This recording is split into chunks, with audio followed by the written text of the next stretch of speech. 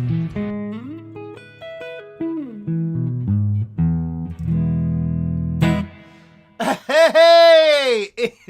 We're live. We're on air. It is Wednesday, the 6th of August, 2025. Eyup FretHeads, welcome. Guess what? Hang on, I'll do this. I'll put this up here as well. Put my little ticker up. I'll put this up here and we'll have a big round of applause. It is Wednesday's guitar class. Yes, it is.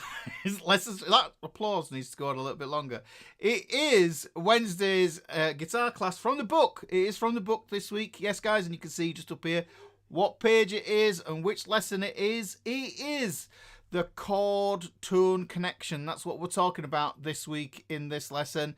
What we've been doing over the past couple of weeks, we've been looking at using chord shapes, basically playing chords on chords. We've been looking at moving them around the neck and all that kind of good stuff. And so what this is kind of almost like a continuation of last week and the week before. So if you scudged and scrunched those three lessons all together, you've got kind of this is going to be kind of a system. There is a bit more to it. There's always going to be more to it. I keep finding more myself. And that's what I'm here. I'm here to share it with you. So last lesson we had these three Northstar shapes that we were using, the 5R3 shapes that we were using to be able to target chord tones. But the problem with the 5R3 shapes is that they're very, very vanilla. They're very plain. They don't really do much. The third is the emotion note, so that kind of does. But what we've got is we've got more colours in our toolkit that we can tap into. And that's what we're going to do today, guys. So I'm going to show you how to find the right notes to add to your triads. I'm reading this here. And add some spice to your improvisations and your guitar solos. So we're going to talk about intervals. We're going to get into intervals again.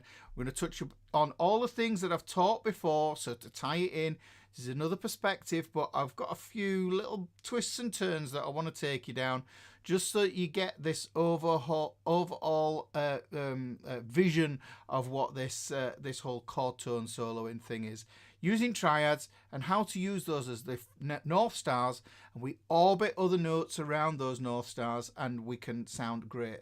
But the thing is, you can't just put any notes over your North Stars or orbit around them. They've got to be correct for the key. They've got to be within that system. So I'm going to show you how to think of that and how to find that out and know that really, really easy. So yes, this is a lesson from the book. It is lesson 23, page 29. This is the book here.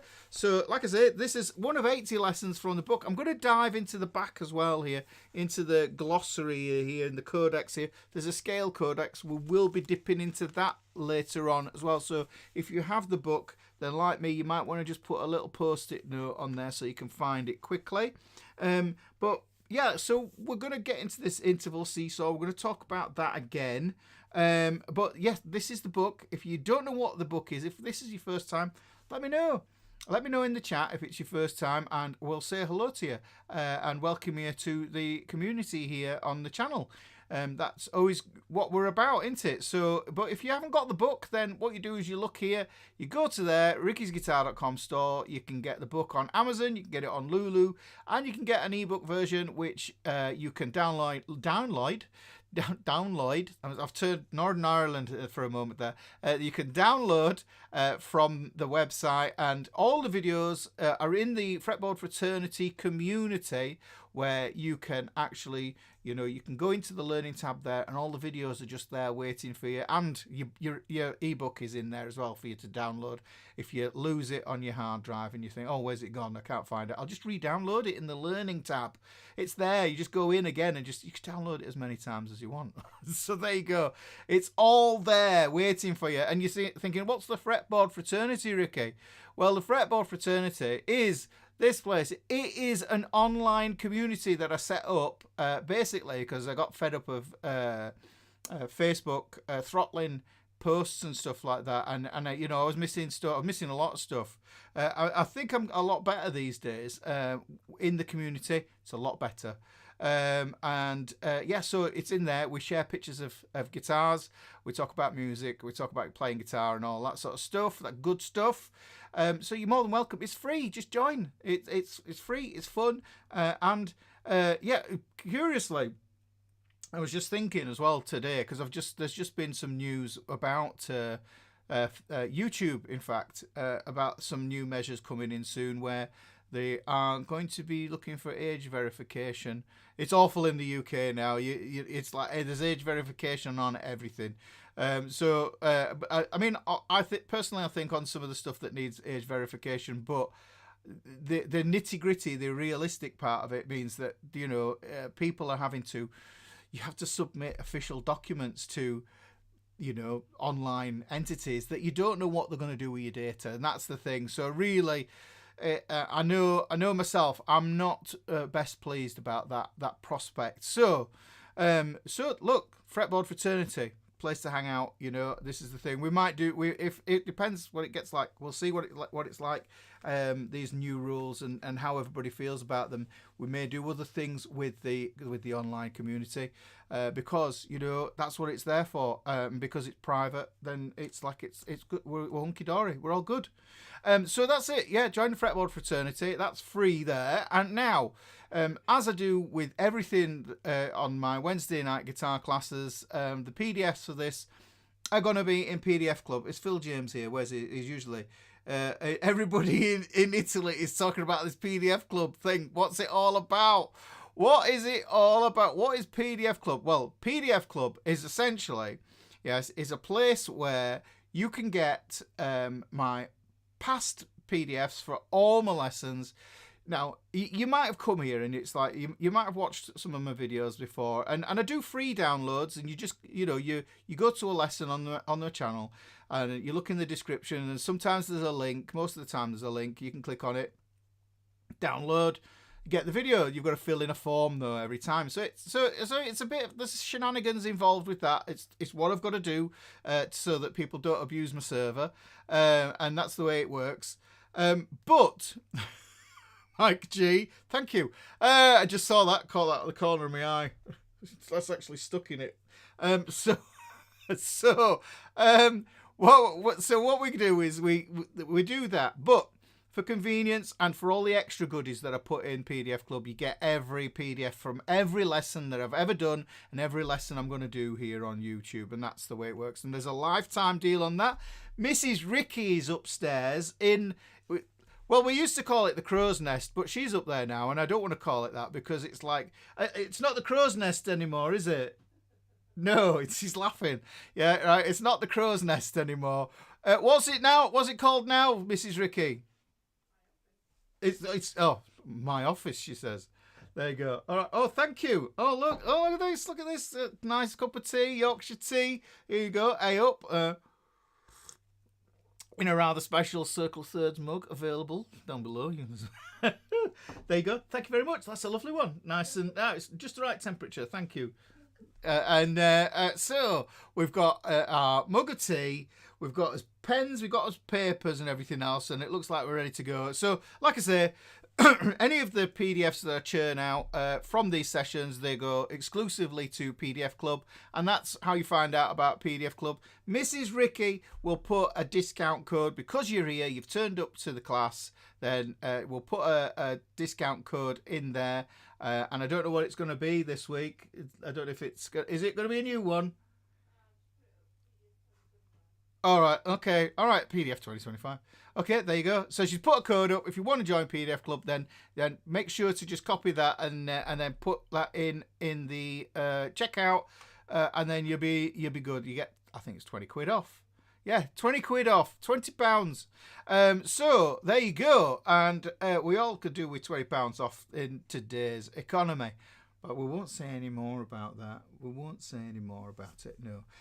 Let's look then. We have done all this stuff here. Let's go here. And what I'm going to do is I'm going to put... I didn't put it on last week. I didn't put my timer on. I'm going to put my timer on when the lesson starts. So I'm going to give myself this, right? Okay, so once this ticker has gone, then the principle, the idea is Yeah, that I have finished doing the roll call and stopped waffling. Yeah, it's as if I don't get sidetracked. Just have another little sup of this tea. Ooh. I had one today, and this is my first cup of tea today, and I've saved myself for it because I knew I was going to have one tonight. You know, circle of thirds mug, we're drawing it. That you scan it as a lesson. So cheesy, but there you go. So let's do the roll call. It is time to do the roll call. Let's have a look, see how many people we've got. 128 people in here, 43 likes, guys. Come on, let's get this like button walloped and get it out there, because the more we do that, then the more it'll go out, hopefully, in the algorithm.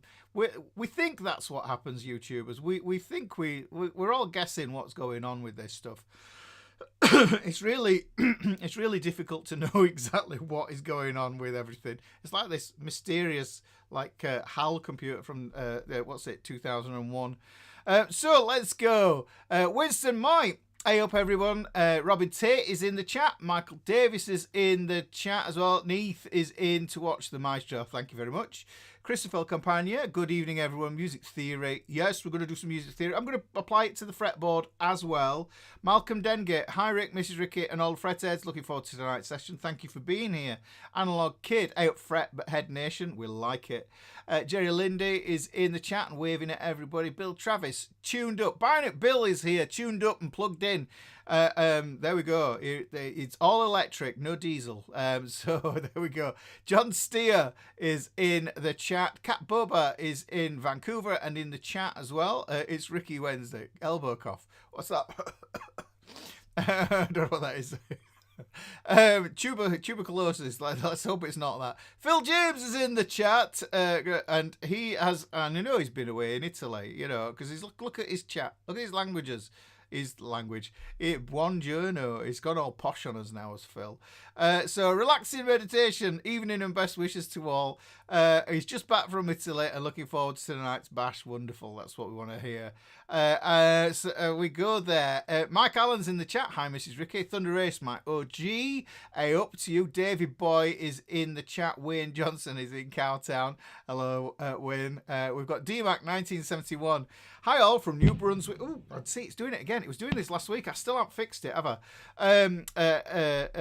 New Brunswick, Canada, DMAC 1971. Alm Wentz is in the chat. It must be Wednesday. It is. It is Wednesday. Daryl Drinkwine is in the chat as well. Hey up, y'all. Stuart Smith is in the chat. We've got evening Taff. Have a great night. I love the chat. I love the banter. Vicky DeMeo, hello Vicky, good to see you in the chat. Rennie Hartman's in the chat as well. Ayo Paul. Stefan Weber is in the chat. Fellow FretHeads. Frank Gladden, hello. Paul B, hola senor. Hola to you as well. John, ayo Paul lad. Hang on now. Here we go. We've got to give John a now then, lad. Yeah, it's just tradition now. It's become tradition. Hello, one and all from the Humber Delta. There we go. Ryan YT, Eyup. Major Pentatonics in the chat. Carter Hutchinson is in the chat. My favourite time here. From hot and humid Lake Pontchartrain, Louisiana. Ooh. John Carver, evening everyone. Maria is in the chat as well. Annex in the chat. Hello, ordered my first guitar processor. Quite excited to use it. You must tell us what it is.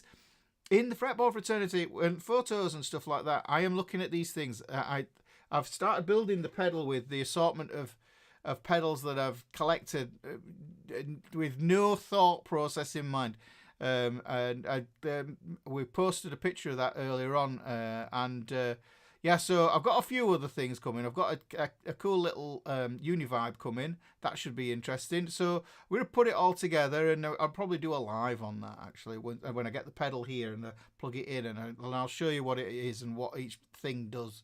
And I'll in a manner of figuring it out as I go along. I kind of know what I'm doing, but I'm no way a gearhead. I've always used multi-effects units before. So really, they're nice and simple, nice as, plugging things in, loads of cables. So we want to know what it is that you've got there, Anik. That'd be really fun to know. MZ Eyup from Banter, City of Good Looking Blondes, Finland. Blondies, there you go. Richard Taylor, looking forward to the live stream. Good to have you here. Phil Osborne, Eyup fellow FretHeads. We've got, who else? And Michael says, Eyup Ricky, you're looking more and more marvellous. Eyup FretHeads, it'd be great to. Yeah, it's growing a bit, isn't it? You see, it's growing now. It's getting there. I wake up and I look like Freddie Boswell. Now, if you've ever seen a program called Bread, my British people will know what I'm talking about. I wake up and it's just like it's all over the place. Albert Einstein. So that's what it looks like. And I can't claim to be a genius in that regard. Ingo Noel, hey up everyone. Albin is finally here. What? Albin? He's been a busy man. I know you've been busy, Al. Good to have you here again, buddy. Let's have a look. Al says, for FYI, the London Bridge is in good hands and doing well here in Arizona. I didn't know. Have you got one over there? Did we sell you one? Did somebody sell you one? Thomas Newton, it's Wednesday, the day the winds begin to blow. Angus McDonald is in the chat. Oh, this is an interesting one. I think we just kind of need to figure what this one out is. Integral 77. I think we've got the robots are in, maybe. I don't know. It's like computer code. We'll see. John Essam is here. It's Eki Thumptown. Good A. Yum yum. Oh yeah, goody yum yum. Had a great first gig 2 weeks ago. Yes, and I watched your video in the Fretboard fraternity. Well done for doing that. Learned a lot. Yes, it's gonna, and keep doing it. Just keep doing it, because it's like one of those things, I think, is gigging. Once you've done one, it's like eating a bar of chocolate. It's not like you're gonna say, all right, I've had a bar of chocolate, I'm never gonna eat it again. I've experienced it.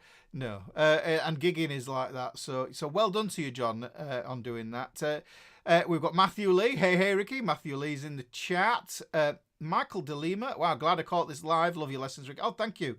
Good to have you here. If it's your first time, let us know. Eric Collingwood is in the chat. Elizabeth Ezard is in here. What's up, guys? Liz from Connecticut. My first duo this week without a band behind me. I could not have done it without this community. I stumbled through it and they asked me back this weekend. Wow, brilliant. Hang on, let's just put that up there, because it's like this is a celebrate a win. Let me just get rid of that there. Yeah, so our first duo this week without a band behind me. I couldn't have done it without the community.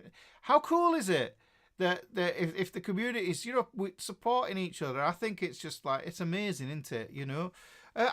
This is one of the things I love YouTube, and this is the whole thing about it, because it does bring people together.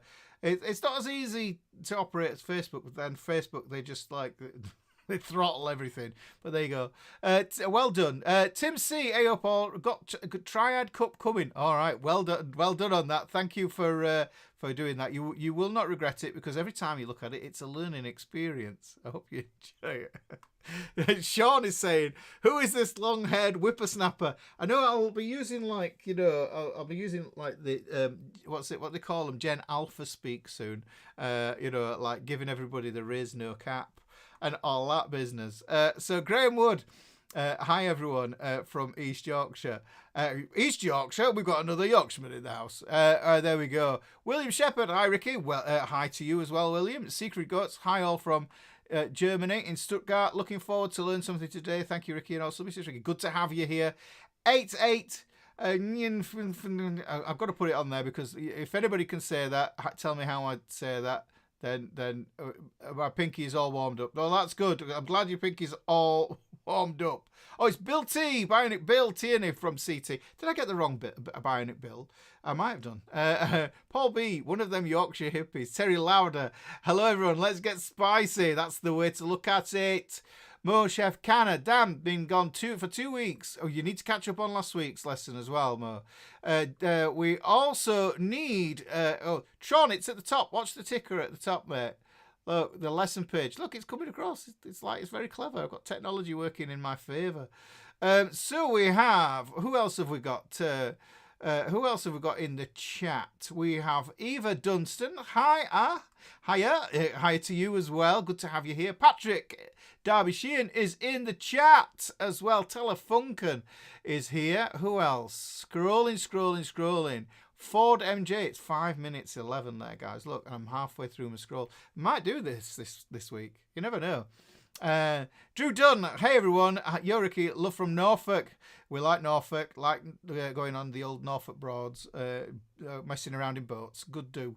And Maria's got the book ready for the lesson. This is what we want. The DIY section is great. I'm not sure what that's relating to. And then Phil James says, hey up, I have to show you this because Phil, you don't realise what I see here. You see, this is you put emojis in, but that's what I see in my chat. So blue smiling, face blue smiling, face blue smiling. You just have to see what that does. Everyone in Italy is talking about this PDF club thing. What is it all about? I've talked about it, Phil. I think everybody knows. Hi, Ricky. Looking forward to tonight's lesson. You got this. I have got this. Hopefully. Matthew Parsons, hey up. Cody Lamar is in the chat. Hey, everyone. Been away for a little while, but so glad to be back. Hi, my brother Ricky. Love you, bro. Love you too, Cody. Appreciate that. I'll take love wherever I can get it. Carl Whitehead, evening all. Major Pentatonic, use a VPN. Yes, well, we should use it. You shouldn't have to use a VPN, though, really, should you? You shouldn't have to, you know, really. The nature of the internet, I don't think it was meant to be what it is, what it's turning into. Paul B, where's my passport and bank accounts? Can I learn guitar now? I follow wherever you choose to go. There you go. That's the one. So Mike G broke some news to us. This was the news, and that caught my eye. Mike, I hope they're okay. I hope the boys are doing well in the barracks. Let's put it that way. So there we go. Let's have a look. Shanang Fawaka, good to have you. At 18, Ricky Fawaka, I am above 18 and below 80. Well, that's a good sort of age to be. No, it's all good. They were just checking. Dark Jen, hi all. Almost forgot. Matthew Parsons, did they check them in your wife's purse? Oh dear, it's going downhill a little. I just level myself off a bit here with a sup of the good old Yorkshire brew. So we've got Lawrence O in London. We have Daryl Drickwin. She's got the real studio. We have also got Irene S in California. We've got Haydar McQueen. Hey up, hello Ricky. Hey all. We have the Ivory Tower, Mrs. Ricky. Yes, she is. She's in the Ivory Tower. That is the one. We'll call it that. The Ivory Pedestal. Let's call it that one there. Patrick says, Ricky was checking through the book, The Interval Seesaw, great stuff. It is. We're going to go over it again today, so that'll be really that'd be really cool. MZ says, off-topic question, what kind of music does your better half like that you play on an electric or acoustic guitar? Well, this is going to gobble up my time now, is this. I was in a band, and we'd not done many gigs. I don't think we'd done any gigs, actually, to be honest. And we were writing original music, and Kerry, Mrs. Ricky, my wife, she was organising a charity festival, and she was looking for bands, and she came to our rehearsal room, and I went, aye, all right, hello, Mrs. Lady. And then she saw us, we played a few songs, and she went, right, okay, you got a spot on the old charity do, like, you know, one of those where you have like an assortment of bands. There was 8 or 9 bands, a fashion show, there was other things. I was coaxed into doing a Steps tribute dance act as well. Completely embarrassing. This is an overshare, but yeah, you know, obviously, because I used to be a break dancer, I obviously thought I could still do that kind of dancing and I could adapt. But no, it was a bit of a nightmare. But you know, this is where I met Mrs. Ricky, and this is where the relationship blossomed. So Mrs. Ricky was used to be a massive Datsuns fan, didn't you? Yeah, still are. Yeah, she still is, and Ash and all the good sort of like rock stuff. Yeah. But she doesn't like jazz. She doesn't like it when I play jazzy stuff. She thinks it's lift music. But there you go. So, there you go. Dem Ravens is in the chat. Marcel LeBlanc, hey up. Good to see you here. We do have, who do we have? Jason Somerville, Eyup FretHeads. AT Viking is in the chat. £20 are like £2,000 sterling in 1700. Yes, in gold. Oh, thank you very much, Lawrence. I appreciate that. I really do. Cliff Bleakley, hand pink waving. We've got that. So, what have we got to do now? Who have we got to say hello to? We have got to say hello to Parkerfly Rook, Apu, Eyup, Dan Lafferty, ready to rock and roll. If it does, it's a sign of impending doom. Is that if I'm... Oh, no, it's gone to 0. I've missed it. One day I will get it. But there you go. We've got John, good song, Lake Pontchartrain. All right. Michael Capozzi, Jackson Capozzi from Rancho Santa Margarita, California. Good to have you. Terry Lauder, thank you very much. Sending me a cup of coffee, cup of tea. We'll go for a cup of tea. Appreciate that. I'll add that there. You can know that there. Oh, there you go. Thank you very, very much. I appreciate that. It's it keeps the lights on, keeps the wolf away from the door. Anik, okay, we'll post it tomorrow. Brilliant. Looking forward to that, sir. Alan Mackey in East Tennessee. Rob K is in the Netherlands, ready for class. Sandy B, I like my Zoom GX4 multi-effects pedal a lot. Many options. This is it. This is what you get. Ingo, no, super sticker. See, I don't know what super sticker is, but there, 5 from Ingo Nell, lemon character. Look, I'll have to show you this lemon character moving his head from left to right with his mouth wide open and red hearts in his eyes. I'm guessing it's like that. But thank you very much for that, Ingo. I appreciate that immensely. Wayne's World Music. We've got Eric Hartwell in the chat. Sandy's got a gig on Saturday on the rooftop of Hockeytown in Detroit. If you're in Detroit, Hockeytown, where is that? In Detroit. If you're in the area, come on out. Say hello to Sandy. Yes, that's the thing. That's what we want to get going, all this sort of stuff. And then if you meet each other in real life, that's fantastic. And I'd love to see photos of that in the Fretboard fraternity as well. That would be even more brilliant. How cool would that be? So, there we go. Eric Hartwell says, Ricky is awesome. I'll take that, mate. I will take that all day long. So, where are we? Where are we going? Sorry, thought at the time it's a good name, like an e-piano sort of name. Don't worry, Integral 77. It was the comment I didn't understand, but Integral 77 is a good one. You know, at least it's not like something rude or whatever that you're stuck with. We have got closer to the bottom here. We have got Kwame Lee is in Northwest Indiana checking in. We also have, this is what awesome looks like. That's a great username, isn't it? Hello. We've got Mike Allen. Oh, thank you, Mike. Thank you for the super sticker. $10 from Mike. Is that? I don't know if is that real? That must be real dollars. Well, if it is real dollars, then thank you very much. Lemon character moving in excitement. You see, this is what I get in the chat here. There, you can see that there. But thank you very much, Mike. I appreciate that. Three Dogs Brewery. We haven't seen you for a while. Good to have you back. Unholy Moondog. My pick is at the ready. That's what we want. We need your pen and some paper at the ready as well. Hutch Gambles. Ricky, first time here. Been watching your videos a lot over the last couple of days. Love your teaching style, mate. The book is in the post. Yes, we are winning in life. And those 80 lessons, hopefully there will be something that you'll go, right, there'll be something that in there that you go, right, this is the next step that I need to take, and it'll help connect these things. This is what the Wednesday class is about. When I do lessons from the book, it's so I can connect them and expand them. So connect them to other lessons in the book and expand them. So good to have you here. Thank you for coming along today, Hutch. Great to have you here. What else have we got? We've got Jobs here. Good morning here from Northeast India. We also have Wingo. We've got Rocket67 in the chat. Who else? We're nearly at the bottom here. We're nearly at the bottom. Countdown. I like that. Vicky says, countdown timer doesn't count if he's answering random questions. Great stories. Well, there you go. So, Daryl Dickerine says, what song are you working on? Been working on Crazy Train. Hang on, let me see if I'll go. Crazy Train, realising it was F sharp minor, pentatonic, harmonic minor, I think, and some good chord practice.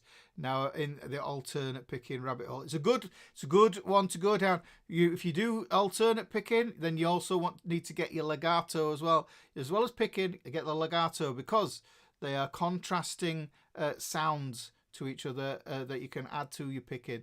You see, legato means smooth, and the picking is a more aggressive thing. So smooth or aggressive, you can switcheroo between those two there.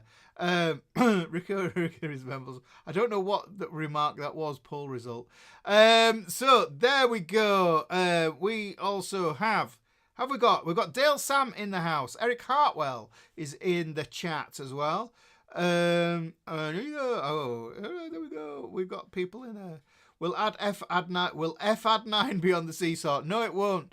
It won't. But the thing is, hopefully, you'll be able to look at this at the end of it and go, all right, I can find F add 9 in lots of different positions now. So that's what we're on about. And Phil sarcastically says, hey, Ricky, the only way you're going to beat the 15-minute waffle target is if there are less than 10 people watching, and that will never happen, my friend. Oh, thank you.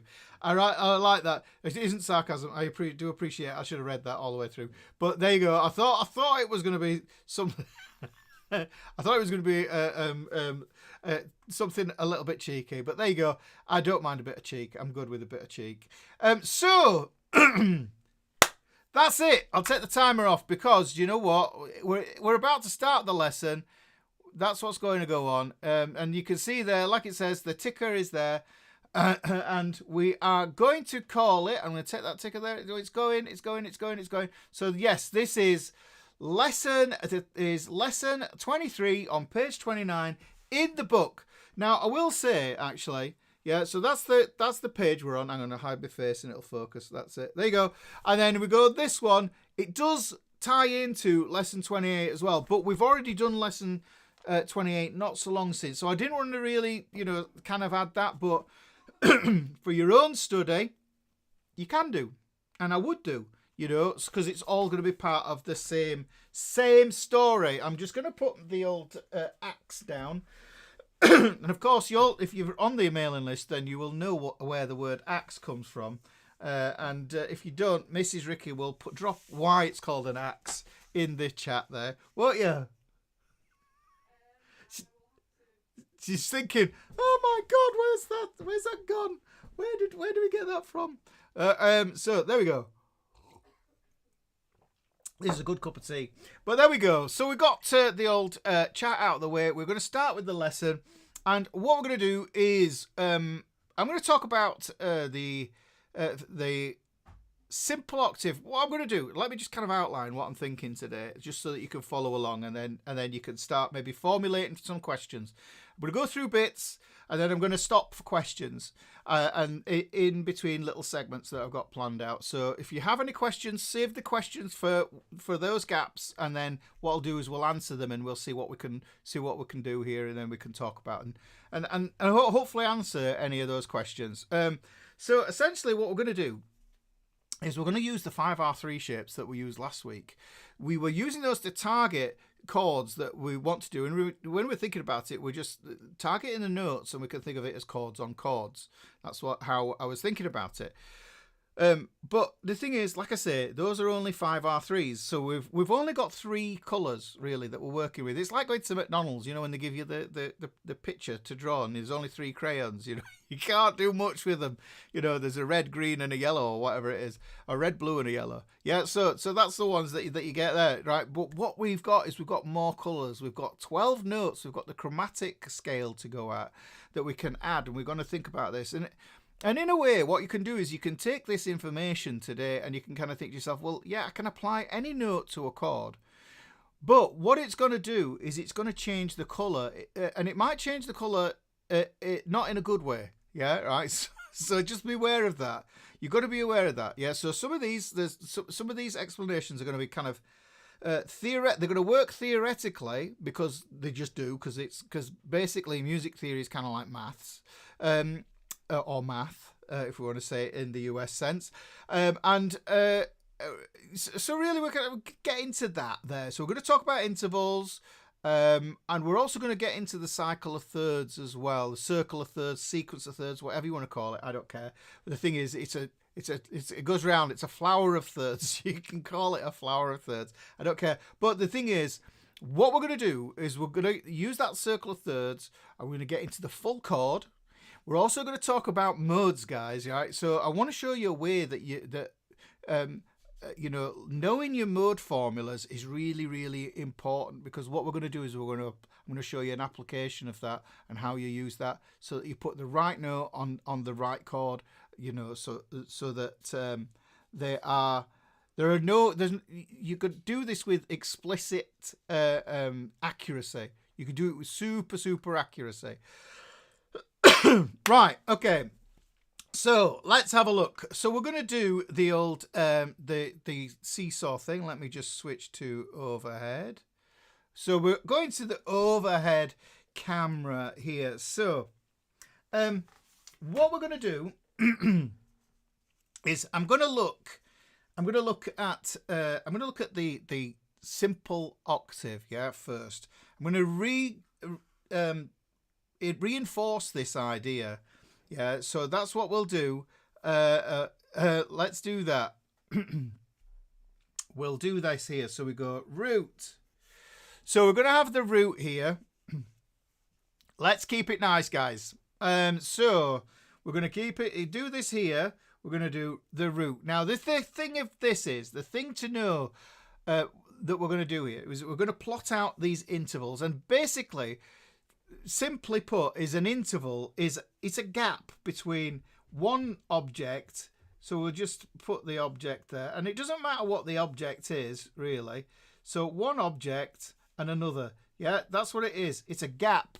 It's a gap between those, and we need some way of naming that gap in between them. Right now, the thing is, you get intervals between other notes, but what we're doing for today is we're starting with a root note, because we're going to apply this to a major scale. We're going to apply it to G major for a change as well. So I'm going to go through this and I'm going to explain these to you. Now, what I can do is I can plot out the G major scale, and I won't do it as the notes.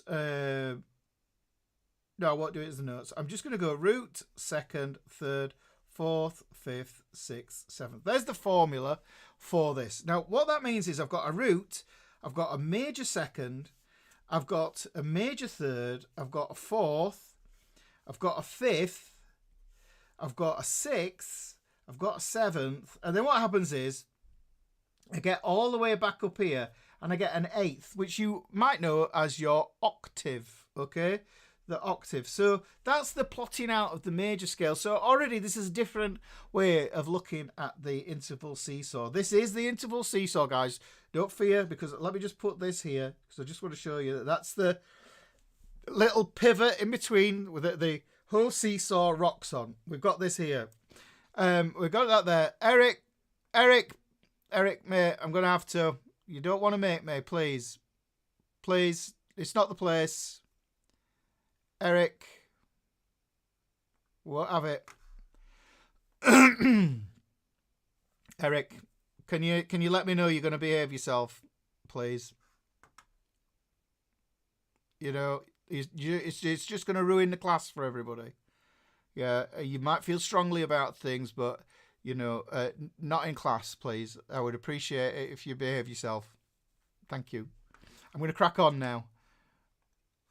Right, so here we go. We've got this major scale here. So this is the major scale formula. I put G on there because really I could write the notes underneath there. These are the actual notes: G, A, B, C, D, E, and then we get F sharp there. So we got that F sharp there. So you can see, you can tie those notes in there. But I just wanted to reiterate this octave. If you've not come across that before, then it's the eighth note up, which is really the first note. It's just the same thing. So this note and this note are going to be the same thing.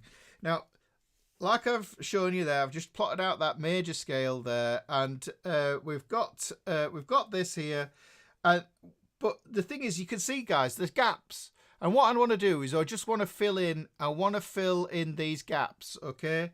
I want to fill in these gaps. Now, the thing that happens, and I talk about this all the time, that major and minor, all right, go like this. Major and minor go around in a pair. I think of them as Mr. and Mrs. right? I think of a Mr. and Mrs. That's all right, Eric. Okay, you just keep it calm and neat and nice, please. That's what we want. Yeah, we just keep it guitar. That's what we do. So what we do is we go, when we've got a major, we've got a minor. Now the thing is, this is a major second.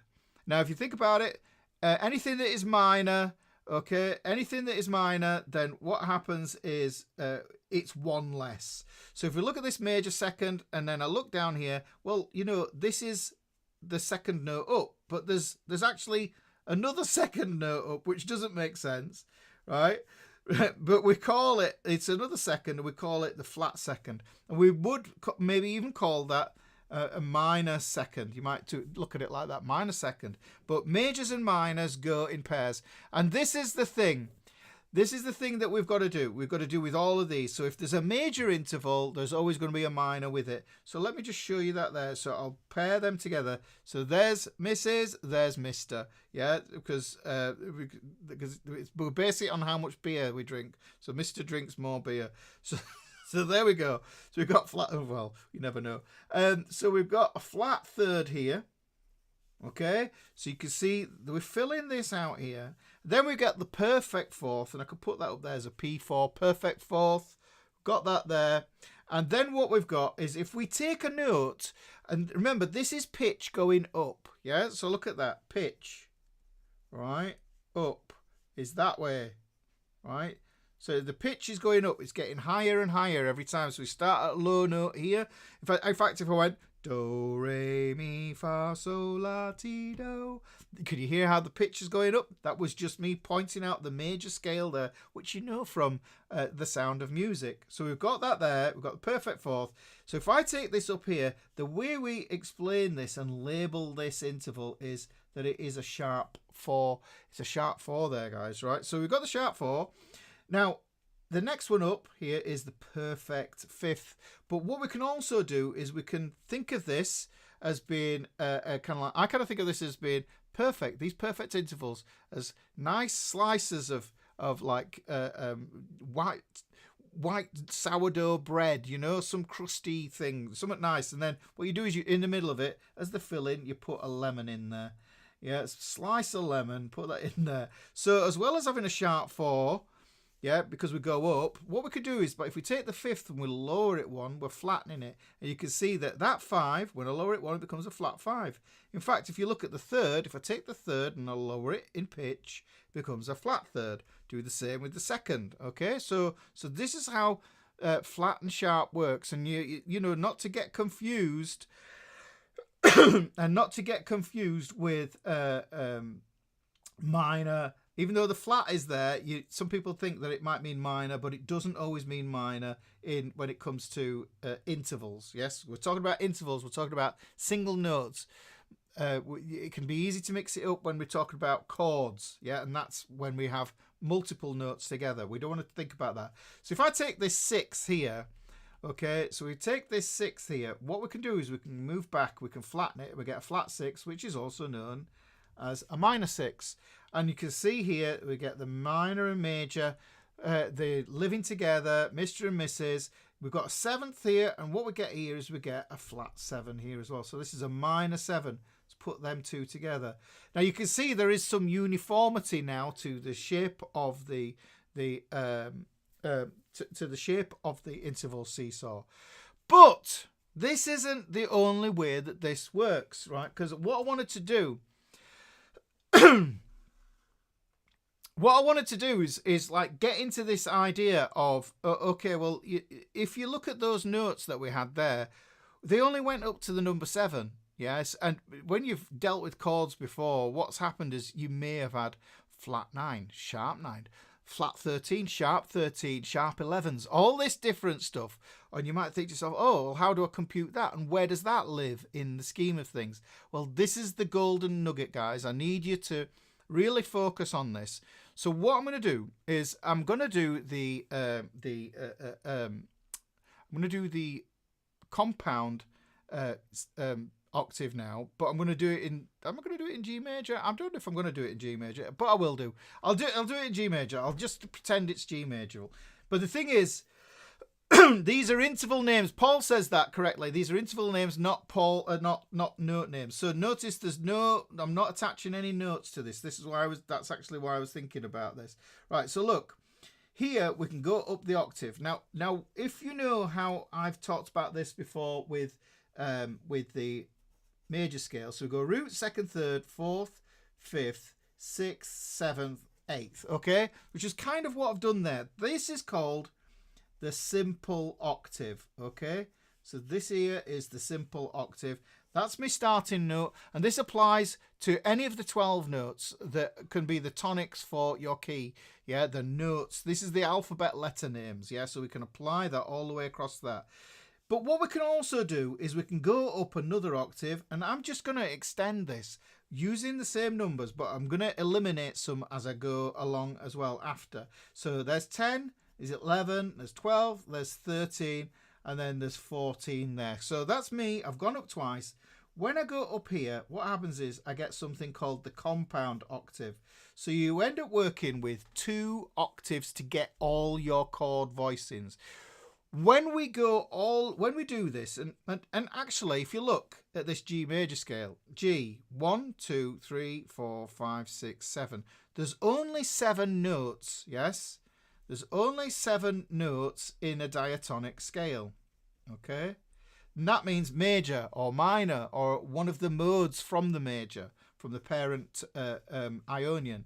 So the thing is, these 7 notes, we're only going to be dealing with 7 notes. But you're looking at this and you're thinking, well, how the heck do we whittle that down to 7 notes? Well, here's how we do it. The first structure we need to understand is we take these notes and we can add these notes together and play them at the same time, and we get chords. Yes, and we can also know those as triads.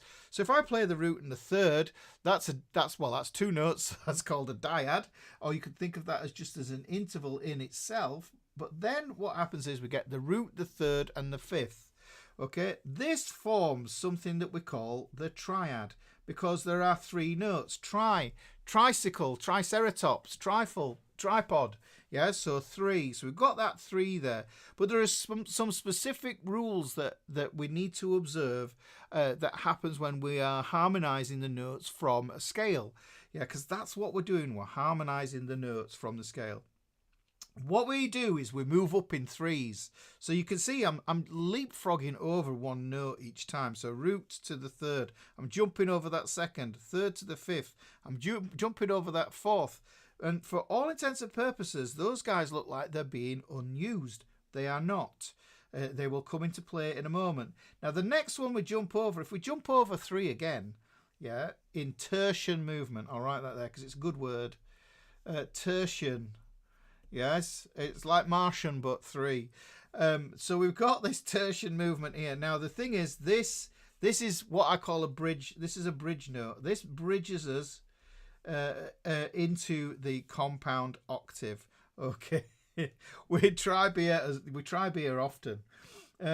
Sometimes we fail with trying beer. Now what I need to do is, if I carry this idea over, I'm going to jump over. I'm going to go into this 9th here. Now the thing is that really this octave, if you remember, I said here that this is the same as the root note. Okay, so this is the same as the root note. This is the second, this is the third, this is the fourth, this is the fifth, this is the sixth, and this is getting back to the root note again. In fact, because this is just so abhorrent to me as an idea of calling this the 14th when it's actually just the root note, I'm going to change it to be back to being the root note there. So hopefully you can see it looks like a R for root note. So if I carry this business across, and you can see what ends up happening is when I'm in the compound octave, I pick up the 9th, then I pick up the 11th, and then jump over again. I pick up the, I've got one missing, 8, 9, 10, 11, 12, 13. Oh, 13. Something. Oh, 15, which would be the 7th. 13, 14. That would have been the 15th. That. What am I doing? Right, okay. So that would have been the 15th, but it doesn't matter because we don't need it. And we actually don't need that there. Right, okay. But let me just say, right? The ones that we're after here is to single out are these here. The 9th, the 11th, and the 13th. So these are the extra colours, okay? See, these are the extra colours. And if I did this to show you how this looks like in this tertian movement, again, by using the simple to compound octaves in G major, what I am going to do is I'm going to assign these as the key of G major. So I'm going to go G, yeah, B, D, F sharp, A, C, E, G. So I've gone up there, 1, 2, 3, 4, 5, 6, 7, and I've gone up here to G. Right, okay, and you can see I've gone up in those there. Now this is what's happening, guys. I've got the root, I've got the 3rd, I've got the 5th, I've got the 7th, I've got the 9th, I've got the 11th, and I've got the 13th, and I'm back at the root again. So that's what I've extrapolated out of this. This would be the root, this would be the 3rd, this is the 5th, this is the 7th, this is the 9th here, this is the 11th, this is the 13th, and remember that the G was the root note. So we don't need that stuff. So the root is the 15th, the 14th is the 7th. Absolutely, Dale Sam. Yes. Yeah, we'll add that to the broadcast and you can't even see it. There you go. But the thing is, what ends up happening is, yeah, that there, what it does for us is it gives us what I call the full chord, right?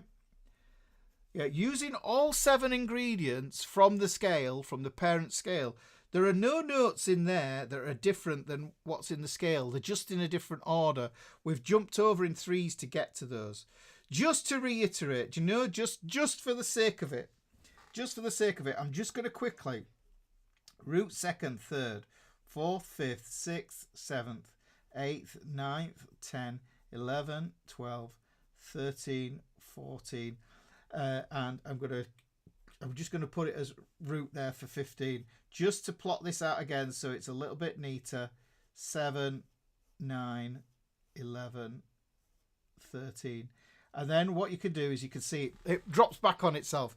That is, without that mess at the end there, that's the proper one that we've got there. But here's the tricky thing, you see. What we need to do is we need to understand that this 9th here, yeah, is really the same note as the 2nd, okay? Remember, the root and the 8th are the same note. So if I come up to the 2nd, that's going to be the same as the 9. And this is, somebody's put it in the chat. Paul B's put that in the chat. The 2nd and the 9th are the same note. Yes, so in G major, that's going to be an A. So we can get another way of looking at that. I'll just put it up there as well so you can see that 2 and 9 are the same there. Okay, so we get the 2 and the 9. If we go up, we can see we've got the 4th, and the 4th is the same as the 11th. Okay, so you can see I'm going from 9. I'm going from here. That is that one. The 2nd is the 9th. Okay, are the same note. And then if I go to the 4th, then what that does is it takes me 4 and 11 is going to be the same note. And if I do the same thing again, you see I've got this 6. I've got nothing associated with this 6, and that is the 13. Now, hopefully this is going to make sense, because I probably could do with drawing this out again, and I probably will do again for the class for the PDF. What we're going to do is we're going to look at this, and these, although we've got these here, there are other notes that we kind of sometimes think about, and we go, oh, hang on, well, where does that come from? So hopefully this is, you know, what we started off with was, we started off with root to the 7th there, okay? We had up to the 7th. We didn't have any numbers past that. But by borrowing from the compound, what we've done is we can see that we've got this 9, we've got this 11, we've got this 13.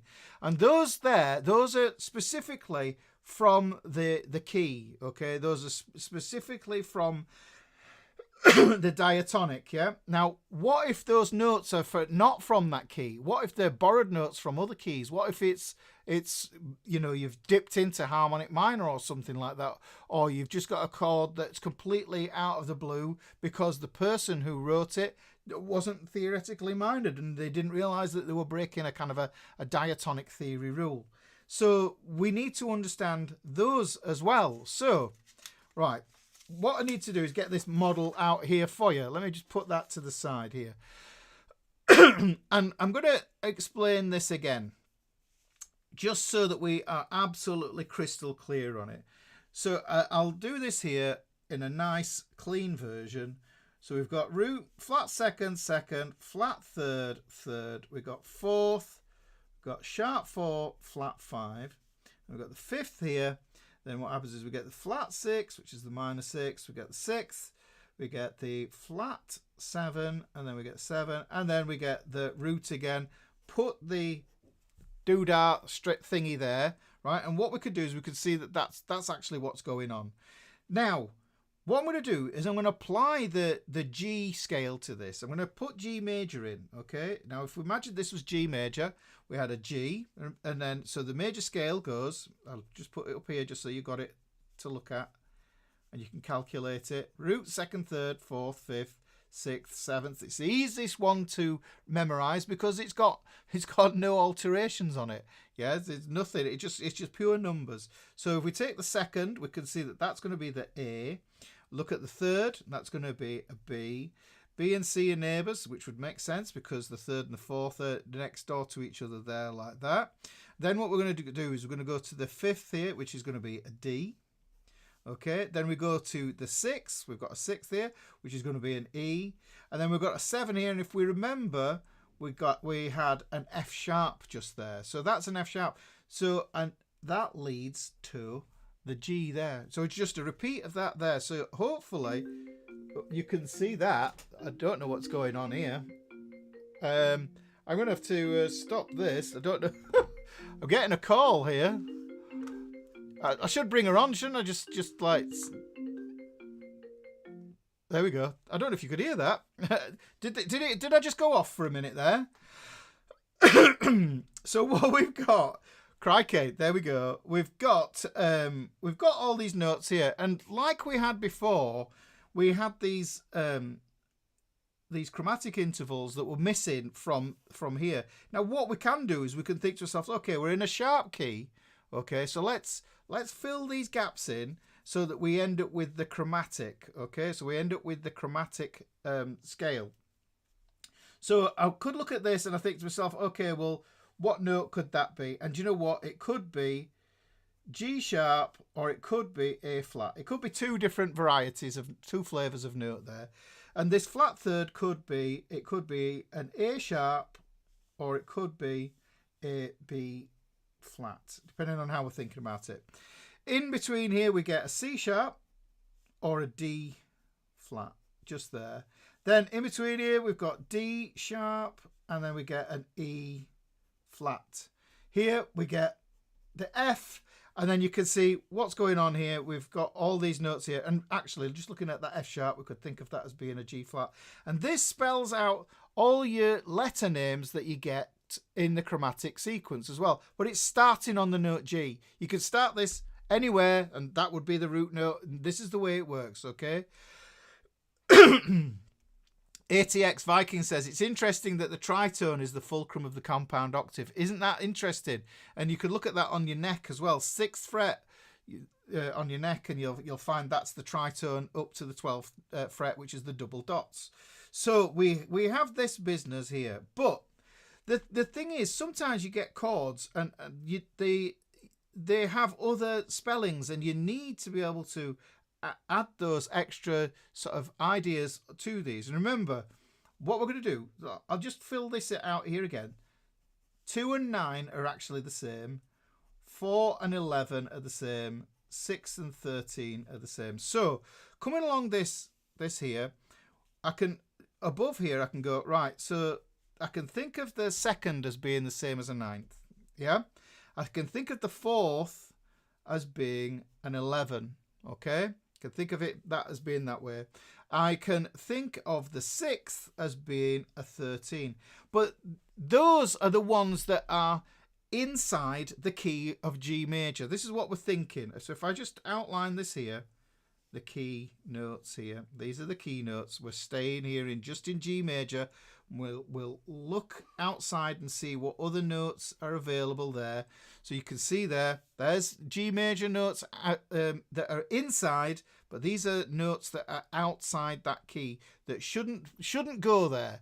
But sometimes they get chucked in as well. Sometimes they go in, and there's a reason. We need to understand this, and this is going to become clear when we talk about it with the modes.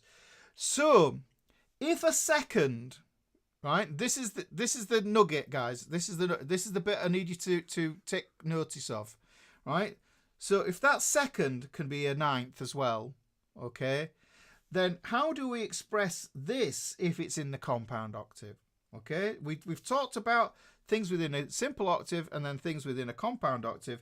If we've got the ninth here, if we flatten it, then we get a flat 9. Okay, so that it becomes a way of saying that we've got we could maybe even call it I'd call it a flat 9. I wouldn't really call it a minor 9. It would be just a flat 9. Alternatively, what we can do is we can take a note and we can raise it, and when we raise it, it becomes a sharp. So if I take a 9 and I move this up, a sharp 9, a sharp 9 is a synonym for a flat 3 as well, depending on what notes. If you have a chord that has a major third in it and it has a minor third in it, the major is so important, it vanquishes the flat third in its terminology, in it as being a flat third, and it shifts to being called a sharp 9 instead. Okay, hopefully this makes sense. What we can also do is we can do that with other notes as well. I think it's interesting to see as well that we get this kind of grouping of 3. So you can see you've got the resolving sound in the middle, but then you have a tension sound at either side. These outside notes live at either side of that 9 there. Now let's look at the 11 and you'll see a similar pattern. Well, and here's an example of this actually, guys, because if we take the 4th and we move it up 1 fret, it becomes a sharp 4 because we've raised it up in pitch. And I often think that I used to explain sharps and flats. I'm going to do it like I'm going to pretend like you're 5. I used to explain sharps and flats like to kids, and I'd say, right, okay, so have a think about a teacher that you're not particularly fond of at school, yeah? Now, what I want you to do is I want you to imagine that there's some drawing pins, like thumbtacks on the chair, right? And they sit down on them. They sit down on the sharp tacks, yeah? What would they do? And you could always see the kid looking in the brain, and then you could see them clock an image of the teacher that they didn't like. And they'd go, oh, right, okay. So when they sit down on that sharp tack, what's going to happen? Sharp, they jump up. Okay, so sharp is up, okay? So sharp is up. Right, okay, imagine the same teacher had a bad day, sat on those thumbtacks. They go out to the car, and all their tyres are flat at the same time. What's happened to the height of the car? And so it's gone down. Yeah, so the thing is, flat is going down. So think about flat tyres, sharp is thumbtacks, and jumping up, okay? So that's a way to kind of do it. I've kind of abbreviated the story a bit there. But, hopefully that will make sense because, like I said, the pitch is going up, yeah? Pitch is going up there. Travel with JMS, your head hurts. Don't worry, it'll become clear in a minute. Basically, we're just labelling notes. We're labelling the notes within a key and how we might interpret them if this was the starting note here. Yeah, and this is the thing with intervals. They're always relative, yeah, to what we have going on. We get into this flat 9, 9 and sharp 9 stuff when we start using chords. So this is more about chords, guys, and whereas the simple octave ones are more about just notes, intervals for scales. Okay, now what we can do is, we have this sharp 4 here, which is a big clue here. If we take the 4 and we raise it, we can also get is we can get this thing called a sharp 11, which is crucial. You need to understand this, and it'll become apparent when I show you some chords. And we can do the same thing with the fourth, actually. The third can sometimes be suspended, and it's like, oh, okay, so what do we call this? But it isn't really a proper 11th. We can think of it as being a flat 11. Doesn't come up that often, but it might come up, and you think to yourself, well, what could that be? Well, you can think to yourself that the flat 11 is synonymous with being a major third. Yeah. It's a tricky one to get your head around, is that. But what I want you to see, yet again, what we get is that grouping of three. And you can see we get the diatonic note there, and you get a tension sound at one side, and you get a tension sound at the other side. Right, we've got one more to do here. Right, we need this one. So what we're going to do is we're going to look at this 13. Now we can think of this as this is a major 6. Yeah. Now if we had it as a minor 6, then what's going to happen is we're going to get this here. We're going to get a flat 13. A flat 13 is the same as a flat 6. And just like we had before, where we have this grouping of 3, the flat 7 doesn't really happen that much. But you do get some chords where it says it wants a sharp 13, which is implying that it's a flat 7. But if it's sometimes it's usually implied that it's going to be a dominant chord, but it isn't always. It might be on a minor. So look, we need to have it there just for the hell of it. It doesn't come up often, but I have to tell you this stuff just so that you can think about it. It might not all settle into your brain right now, but it's just there. And then you can see that these are just synonyms. So if somebody gave you a chord diagram or a chord name, and it said it had a 13 in it, you know it would be a 6. Really, from the scale you would count up 6. G, A, B, C, D, E. That's the 6th. Reconvert it, so a 6 is the same as a 13th, and it's still going to give us the same note. From Paul B says, is that where dominant 13 comes from? Exactly, Paul. Exactly. That's where it comes from. That's where it comes from. You know, all these, it could be dominant 11. It could be, you know, so say you get something, I don't know. So let me just say it was like something like this. Look, E7, flat 9, sharp 13. How the heck do you know where that is? The thing is, you might know where to find the E. You might know where to find the E7. You know, you might think, oh, I know some E7 chords. But where the heck's that coming from? Well, the flat second is really... the flat 9 is really a flat second, and that is only a half step up from your root note, which is an E. So that would be an F note. You could start to think to yourself, well, that's going to be an F, sharp 13. This is going to give you all those ways of understanding how you spell your chords. Okay, so this is the thing. Now, are you going to use all of these notes? No, but what I'm saying is you need to know where they are. But the main thing is the same thing happens. We've got resolve, yeah, and we've got tension, and we've got tension at either side. We've got tension, we've got tension, and we've got tension at either side of these. So they go in groups of 3s. Now, there is another special set of notes that we need to get in there, because these pop into our altered dominants as well. The sharp 6, yes. The sharp 6, it's also called a sharp 5. I'm going to put this down here. Can also be known as a sharp 5. So you can see that we end up with a flat 6 minor 6 is going to be the same as a sharp 5, and you could think of it this, okay? And the sharp 5, you know, you could start thinking to yourself, well, is it a flat 13? You could think of it in different. There's lots of different ways. Is there a 5th present? You know, so it's all about balancing that. Now, obviously, on guitar we only have 6 strings, so we're going to be very limited what we can do here with this. But these are the important ones, right? So this is a special case one here, and this one is super important. And this is, if we take a flat 7, which is a minor 7, yeah, and this is important. This is the major 7.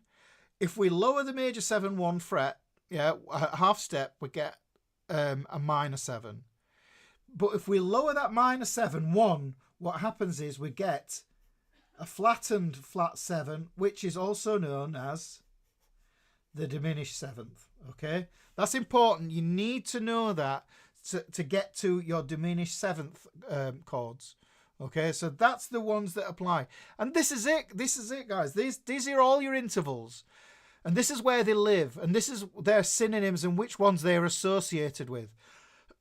So you might think to yourself, yeah, a fourth, I can think of that as being an 11, but I can think of a sharp 4 as being a sharp 11 as well. And this helps you to work all these chords out. So okay, right, and then what we're going to do is I'm going to go to the questions, guys, and let's have a look. Right, I get it. Look, it's not, you know, when you look at something and you've got a label for it and you know what it is, yeah, and it's like, but then you have to think of it as being something else. It's like you have to double think some of these notes, and I absolutely get it. So really, this is one of the things that you need to do. So let me just scroll through the questions. Let's have a look. So we established that the root was the 15th. Yes, it was. The intervals remain for all major keys. Well, you could. Do you know, guys? You could. If I didn't have the alphabet letters in here, yeah, you can apply this to every key. And this is the beautiful thing about it. And this is what you're going to need to do, because this is the thing that's going to unlock the harmonic minor and the melodic minor as well. Because the thing is, you can pull any scale from this. Okay, let me just have a look, and I'll just show you in the back of the book. Yeah, we have a scale codex, and did I put any exotic ones in there? So let's have a look. Let's have a look. We can build an altered scale. Yeah, now if you dig your jazz, then that's what you're going to need to know. You're going to go root flat 9. Can I zoom in on that? Can I zoom in on that one there? Let's have a look. Boom. Can I zoom? Yes, I can. There we go. Let me zoom in here. Right. So the thing is, what you need to be able to do is you need to be able to memorize these scale formulas. Now, these are the ones. We're okay with this one. Root, 2nd, 3rd, 4th, 5th, 6th. Yes, we can see that. But, you know, minor pentatonic, we might be okay with that one as well. Yeah, so we might be all right with that. We might have that memorized. But what we also need to do is we need to be able to memorize all of these others as well. And I think these are the most common, and this is why I say they're this is why they're in the book. They're the most common scale formulas. These are the main ones that you're going to need. Okay, and if you learn these, there's 1, 2, 3, 4, 5, 6, 7, 8, 9, 10, 11, 12, 13, 14, 15. There's 15 of them there. These will manage you your lifetime, and you'll be able to play any sound that you want. And this is the thing. But to apply it, okay, so look, if I'm saying to myself, okay, let's look at this. Let's do this exercise. I didn't know I was going to go here. But if we wanted this as to pull an altered scale out of this, and I'll write the formula for this underneath here. Right, let's pull an altered scale out of this system here. Zoom back out. All right, altered scale. Well, for the altered scale, what we get is we get a root, we get a flat 9, we get a sharp 9, we get a third, we get a flat 5, we get a flat 13, and we get a flat 7. Okay, what have I done? And a flat 7. Let's squeeze that in there. Let me just write that again. Flat 7. Okay, so what we can see is if I look at this, the G is going to be my root note. Flat 9 is going to be one of these notes here. Okay, so let's just call it the we're going to call it the A flat. Call it A flat, because what I'm going to do is I'm going to come up in alphabet numbers as much as I possibly can. So G, if I can get this as a B, then I will do. You can see the sharp 9 is going to be a B flat, so we'll call that a B flat. Okay, the third is going to be a B. We're going to have to double up on this one because it's just a little bit easier for us to see there. Then what happens is we get the flat 5, which we're going to call a D flat, or we could call it a C sharp. So we'll look, the flat 6, 13, we're going to call an E flat. Yeah, so let's call this Let's call this a D sharp, and we're going to call this an E flat, and then the flat 7 here we can see is going to be an F. So those are the notes that would give me an altered scale. Okay, so hopefully that makes sense. So what I do is I can get the scale formula and I can just apply it from there. And that's what I've done. I've just extrapolated that information off of there. And that would be a G. That would be the root note, but the kind of scale it is an altered scale. So, and this is the way it works. It could work for any of them. You know, it could work for any of the notes. Let's just do this. I've done it on a difficult one, okay? A tricky one, because I wanted one with the flat 9s and the sharp 9s, etc. Let's just do it on an easy one. Look, let's do a good old minor pentatonic, okay? Pentatonic, penta, 5 notes. We've got a root, we've got a flat 3rd, got a 4th, got a 5th, got a flat 7. That's what we've got. So if we look, we've got a G, which is going to be my root. Okay, flat 3rd. Well, what note do we get on this one? Let's call it we're going to get the A sharp. Let's put the A sharp in there. And then what we do is we get the 4th, which is going to be a C. Then we get the 5th, which is going to be a, actually G, this would be a B minor, that would be a B flat. Let me get rid of that. That would be a B flat. What are you on about, Ricky? Because it would be in the key of B flat. So there's C. Then what we're going to do is for the 5th, we're going to get a D. And then for the flat 7, you can see we get an F. Okay, so we've got G, B flat, C, D, F. And then we can see what the notes are. You can plot these out in something like neck diagrams, for example, or on any of the you know, like Guitar Pro, or any of those other cool bits of software that you've got out there that you can use to help you with your study. So the thing is, all these notes are there, but if this is how simple it can be, but this is how tricky it can be. This is how challenging it could be if you wanted to. Yeah. So simple. And this has got the sharp 9s, got flat 13s, so, and we know now how to pull those out of there. I just needed to give you these alternate ones. Yeah, we can keep it diatonic if we want to, but I think I wanted to get into this and get it so that you understood all these compound outside intervals as well, so that you have them all. So you know what a flat 9 is, so you know what a sharp 11 is, and you go, oh, you're not struggling. There's that missing piece of information. I want to give you that information as well. So let's have a look. I'm still going down here. Let's have a look. Let's have a look. Flat 9. So I'm just reading through the comments here, guys. Eyup Randy. Notes are the same. Are they an octave apart? You could think of them an octave apart, but we can be very liberal. We can be very liberal with them, and we can switch voices around as well. It's artistic license, you know. So there is that as well, John. But theoretically, they are going to be over the octave. Yeah, they're going to be in the compound sort of part of the neck. But really, you can treat them the same, because if you've got a bass player playing the root note that's 2 octaves lower than you anyhow, then you know it's kind of debatable, really. So A flat 7 is A minor 7 is sharp 13. So A flat 7 is a minor 7. Minor 7 is a sharp 13. Yes, Paul. Yes, so these are things. Diminished 7th. Are there added 6 chords? Yes. Annick's got that. Put that up there. Look, so Annick said this. Diminished 7th. But it doesn't sound... it's like adding a 6th. Yeah, it isn't an adding a 6th. You're diminishing the 7th. Adding a 6th is a completely different proposition, because we've got to think of it that way. The diminished is a whole thing in and of itself, and I think we touched upon that the other week. So Elizabeth says TRT. Yeah, so TRT. It's basically, the way I'm thinking about that is if you play them, you've got the R is going to be a resolving sound because it's part of the scale. Yeah, look at these notes here: G, A, B, C, D. These are all part of the scale, so those are in notes. Yeah, those notes are in the key.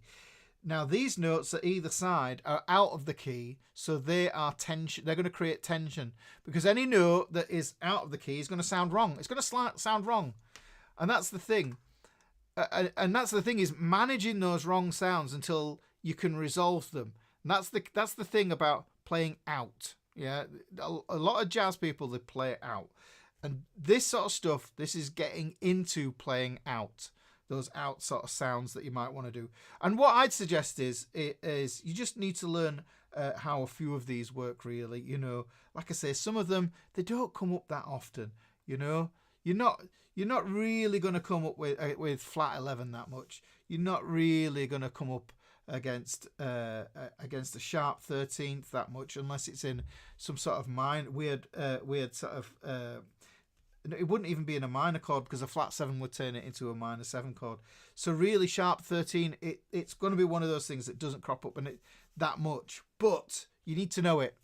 You need to know it, because it will come. If it comes up, I don't want you scratching your head. Yeah, if it comes up, I don't want you scratching your head. Do I have these notes in a table? Yes, I do indeed. Yes, I do indeed, Michael. Yeah. So let's have a look. MZ says, I was evolved up until now, but when it came to double flat 7, diminished 7th, I got confused. Right.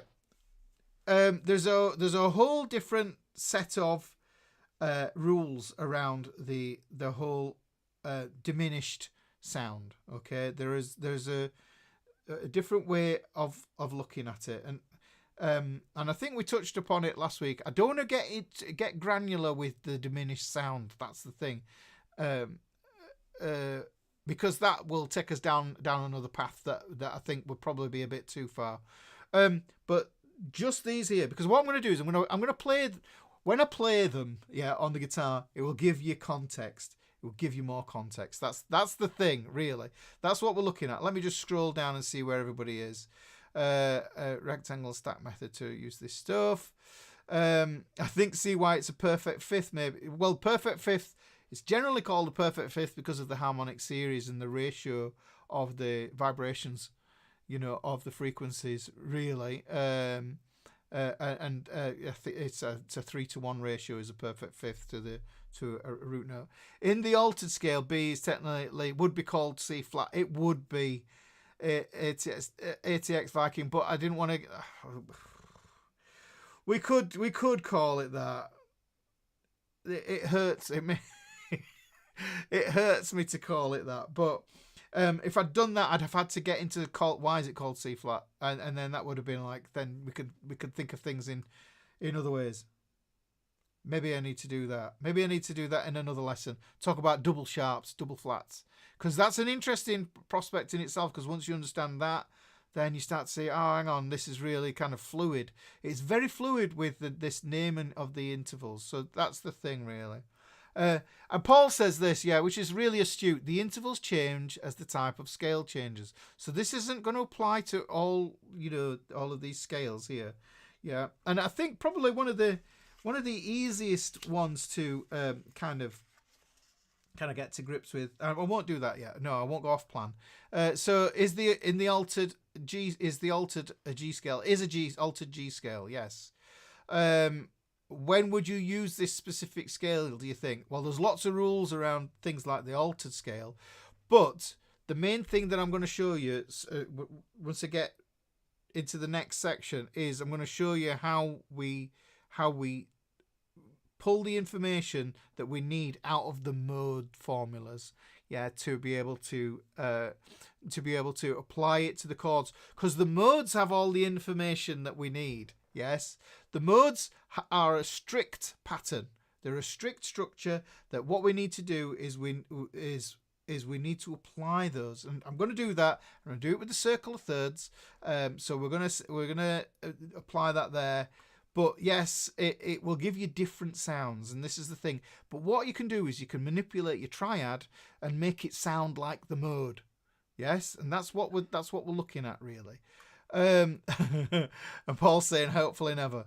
In the altered scale, it is the flat 5 a D flat. The flat 5 is a D flat. You're right. You are right. It is. It's a D flat. I don't know why I put a sharp in there because I was thinking, is it C sharp? There you go. It is. And that'll be, I've amended that on the note there. Yes, Patrick, you were right on that one. Please plot out a G9 and a G11 chord. What we're going to do is we're going to make it a little bit more applicable because last week's thing we did with the 5R3 will tie into it. Trust me on this, guys. Yeah, okay. I just needed to batter your head with this for a bit because it's just something you got to think about, right? We will come back to it again. We will come back to it again. And no doubt I will touch upon this more and more. And I will bring in use cases for this as well. So let's just put that to the side there. Right. Okay. Now, what we need to do, and this is going to come in with the old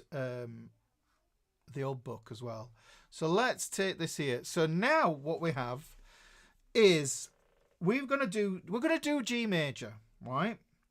But the reason I wanted you to know all this stuff here is because I want you to be able to interpret this, yeah, as part of your modes. This is hopefully where it's going to start to become clear. Okay, so we're going to establish the key. We said this was the key of G major, which has one sharp, which is here. It's on the F sharp here. Now, what I'm going to do, this is going to be chord 1. This is chord 2. This is chord 3. This is chord 4. This is going to be chord 5. This is chord 6. And this is chord 7. So if we imagine that we had our harmonized triads, yes, we won't do so much around chord 7 because that's Locrian and nobody really does anything around that. Now, if you've got your book, yes, like I said to you before, refer to the back of the book here into the common scale formulas, and you can see that the scale formula for the chord 1, yeah, and you can see I've written it at the side of here, and I say to you, yeah, write that at the side. Chord 1, major, Ionian, root 2nd, 3rd, 4th, 5th, 6th, 7th. And then what we could do is we can go around this in the cycle of thirds. If you're not familiar with the cycle of thirds, it's a mnemonic that I use to take, essentially, what we can do is oh dear, have you lost me? Okay, there, I'm back. What we could do is we can take the simple octave and the compound octave, and instead of representing them in a linear format, which terminates and then means you have to jump back again, then what we could do is we can do it in a circle, okay? And that's essentially what's going on here. So hopefully you'll be able to see this. This goes, because it's in the key of G, I'm going to put a G there, okay? G, B, D, F, A, C, E. And if you remember the mnemonic, it goes, every good band deserves fans and cash. Come up with your own mnemonic. I don't care. As long as you got the sequence and you can make it go all around here. F, A, C, face, G, B, D, whatever works for you. As long as you got all those notes in there. Now, what I have to do is I have to apply the sharp here on the key signature there, from the key signature on that F there, to make sure that this represents the key of G major. If I didn't do that, we'd have C major if we were, in a kind of a funky way. But what we're going to do now is we're going to focus on this note here, because what I want you to do is I want you to have a look at this and think, right, the Ionian or the major mode, I'm going to call it Ionian today. I'm going to call it by its modal name. For this, we get a root, a 2nd, 3rd, 4th, 5th, a 6th, and a 7th. That's the same as major, guys. So they're the same, right? So what we've got is we've got that there. We're going to apply that now to the circle here. So the G here is the root. We get the root, we get the 3rd, we get the 5th, we get the 7th, we get the 9th, we get the 11th, and then we get the 13th. So what happens is by going around here, we use up all 7 notes and we get the full chord. Yeah, so this is what I'm saying. These end up being full chord circles, okay? Now, the thing is that I can do it on just one, but you can count it out. What I decided to do is I decided to show you using 7. Each of these is going to be their own circle, but I want you to be able to see which notes that you get there. Now, what I need to do is I need to double check my formula here. And I go root, second, third, fourth, fifth, sixth, seventh. Do I need to make any alterations to the intervals? I've got a root, I've got a major third, I've got a perfect fifth, I've got a major seventh, I've got a ninth, which is a major ninth, you could think of it as. I've got a perfect fourth, which has now become an 11th, and I've got a sixth, which is now a 13. Okay, so I've gone all the way around, and what it means is I've figured out all my notes for my full chord. This is chord 1, guys. So if I wanted to know a G, add 9, well, what would the add 9 note be? It would be an A, and I would have to find an A. Okay, we'd have to find an A in the and add that to the triad. Okay, so that's that. This is how we can work this stuff out. If I wanted to look and find a major 11 chord, then I'd have to go around and figure all that stuff out as well. So let's go through this next one. And what we're going to do is we're going to look at the next mode along, which belongs to chord 2. These are synonyms, guys. If you've not seen the Rosetta Stone video that I did some time ago, you need to look at that as well. So Dorian, okay, so we've got Dorian.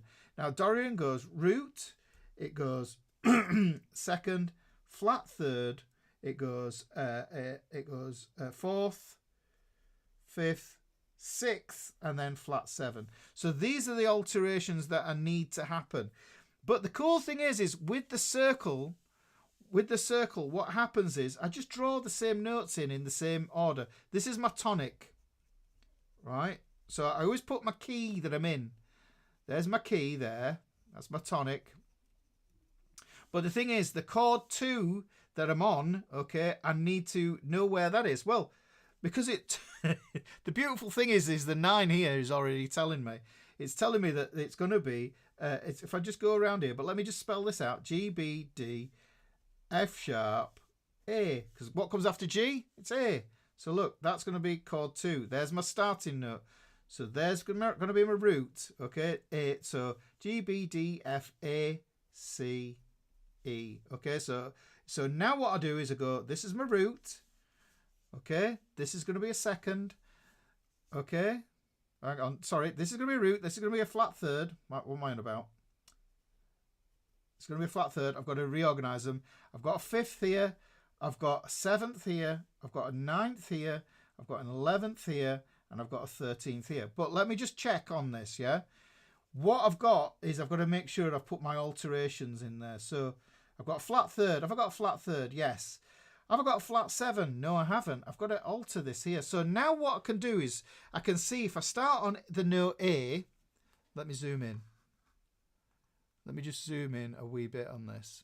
There we go. That's probably a bit better. So if I start on the A here, what we can see, let me just clean this up just a little bit here with the Tipex tape. We love the Tipex tape.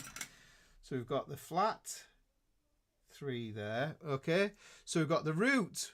We know the chord 2, yes, in the key of G. It's going to be an A minor chord of some variety, but this is going to take us all the way around all the extensions. So we can see we've got a flat third, perfect fifth, we've got a flat 7, we've got a 9 that's in, we've got an 11 that's in, and we've got a 13 that's in there as well.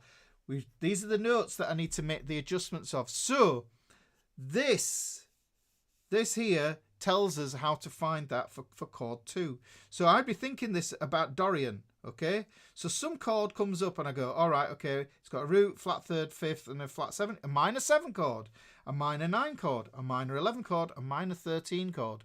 Okay, if I see those, I know that then I can apply the Dorian over the top of it. But I don't have to apply all of it. Don't have to apply all of it. That's the thing, guys. So let's look at the next one. Phrygian. Okay, the next mode, the third mode along, belongs to chord 3. Phrygian, if you look in the back, it's got a root. It has a flattened second. That's important. Look, it's got a flat 3. It's got a 4. It's got a 5. It's got a flat 6. And it's got a flat 7. We're still in the key of G, but what we're doing is we're going around these chords. So look, still my tonic is going to be there at 12 o'clock. G, B, D, F sharp, A, C, E. Right, so now we've got chord 3. So chord 3, so we've gone G, A, B. So this is going to point to chord 3 there. You see this one points to that, just so that you can see. You can see, so that's what it's doing. So this is going to be my new chord. This is my new chord now. So if I go around here and just go root, third, fifth, 7, 9, 11, 13. I just put those on there like that. Now what I can do is I can go, all right, okay, I need to amend this. Flat second. Well, where's my second? Oh, it's a ninth. So I need to think of that as being a flat 9. So if I get a minor chord with a flat 9, then I know it's going to give me this Phrygian sound. Okay, I know I can. If I put a flat 9 on a minor 7 chord or a minor chord, I know it's going to sound Phrygian. I know this is going to sound Phrygian. Stick with it, guys. Stick with it, right? Okay, so we're working through it. Root, third, fifth. So we had a flat third. Put that flat third there. So we've, hang on, have I done that right? Yes, a flat third. We've got the fifth, fourth. We've got the fifth. We've got a flat sixth. Remember, the flat sixth is going to give us a flat 13. So now we need, you see, this is why I needed you to understand where the flat 13, where all this comes from, why we need to understand. Because me explaining where the flat, that you put a flat 13 on, you'll be going like, yeah, but where does the flat 13 come from, Ricky? And I'll go, oh, well, it comes from somewhere because on... Oh, I'm confused. I understand everything. Right, okay. So look, we're starting on these ones here, okay?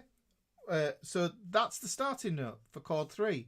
Let's move to chord 4, okay? Chord 4 is going to be Lydian. This is the 4th mode. Now, don't worry about the names of these modes. The names of these modes don't mean anything, guys.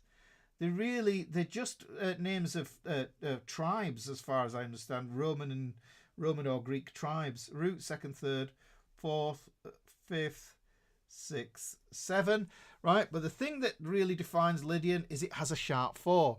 But we're not going to see it as being that, I don't think. So there we go, G, and then we get B, D, F sharp, A, C, E. Right, okay. So what we've done is we've got that. That's still the tonic. That's still the key that we're in. Okay, but this is the 4th mode because it belongs to chord 4, which is going to be, so chord 4, my brain's gone a little bit there, is going to be G, A, B, C. So we're going to have this one here. So what we're going to do, of course it is, Ricky.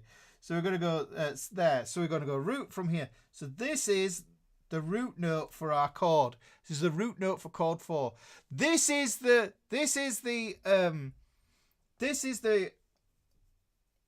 real way of understanding the full chord.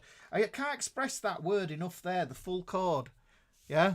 The full chord, guys, 7 notes. Every chord has we deal with triads, we deal with 7th chords. 7th chords are 4-note chords. We can go up to 7 notes. We can actually do more, but we're not going to go there. So root, 3rd, 5th, 7, 9, 11, 13. And if I go around those, yeah, and I go, all right, okay, I can see I've got C major 9. Oh, hang on, this 11. And what I need to do is I need to take that, extract that sharp 4 and apply it to that circle now. And that gives me a sharp 11 because a sharp 4 is the synonym for a sharp 11. So now I have all these notes here and I can find these. This is really, really easy to hear as well as this one. Let's go over here because this is the thing that I was thinking, oh, this is going to take a bit of time to get through. But guys, you just got to stick with me on this, okay? Same again. Good band deserves fans and cash every. Okay, so here's chord 5. Okay, now chord 5 is D major. Right, so we can see that it's going to be the D there, and this is going to give us the Mixolydian mode. This is why, somebody says, "Do I need to learn modes?" And I go, yes. Yeah, this is why you need to learn modes, because you need to learn the mode formulas. Root, 2nd, 3rd, 4th, 5th, 6th, 7. Now, the difference between a major scale and Mixolydian is Mixolydian's got a flat 7 in it, Okay, and I'll show you how this works now. So that's the tonic. This is the root note for that chord. It's going to be a D. There's the root third, fifth. That's the triad. Let's take it up now. We get a 7 here, and this is going to be a flat 7. Yeah, so you can see it's there. We get a 9. Okay, because that's a second. And then we get a 4th. We can see there that's going to be 11th. And we get 6th. It's going to be 13th. So the thing is, right, this is tricky. Yeah, I'm not going to lie to you guys. I'm not going to lie to you. But I've tried lots of different ways of teaching this over the years, and I just think that this is the easiest way for you to actually see it in front of your eyes and go, all right, okay, this is what it is. And like, do you know, in PDF Club, what there will be as well, there'll be blank worksheets for this as well, and you can try it with other keys. You can do it with C major, you know, you can do it with C major, do it with F major, do it with like keys with 1 sharp, 2 sharps, 3 sharps. Just do that, yeah. But the things that take a bit of muscle memory and that to acquire, they're the most valuable, right? And actually the thing is that it's not usually taught this way. It's usually taught in standard notation, and I'm kind of coming from this idea of standard notation. You don't have to, and for that you need to be able to read music, and I think I can explain it in a way where you don't really need to understand how to read music, and that's the thing with it really, because I don't want it to be a barrier to you being able to understand this stuff. Let's crack on anyhow with the next one. So we've got chord 6, okay, still in the same key, G, B, D, F sharp. Good band deserves fans and cash every. Okay, so I'm just going around like this. Yes, these Paul B's calling him. Can you use these same chord building circles with oddball scales? Yes, you can. Yes, you can, Paul. With and the other two, everything. Paul just asked something there, right? And I'll put it up on the thing. Can you use the same chord building circles with the oddball scales? Yes. In PDF Club, there are circle worksheets for harmonic minor and melodic minor, and you can use them for the same thing, and you can start to see where all this stuff comes in, and so that you can apply the correct scale to the chord. Yeah, so you can apply it so that they're derived from the same stuff.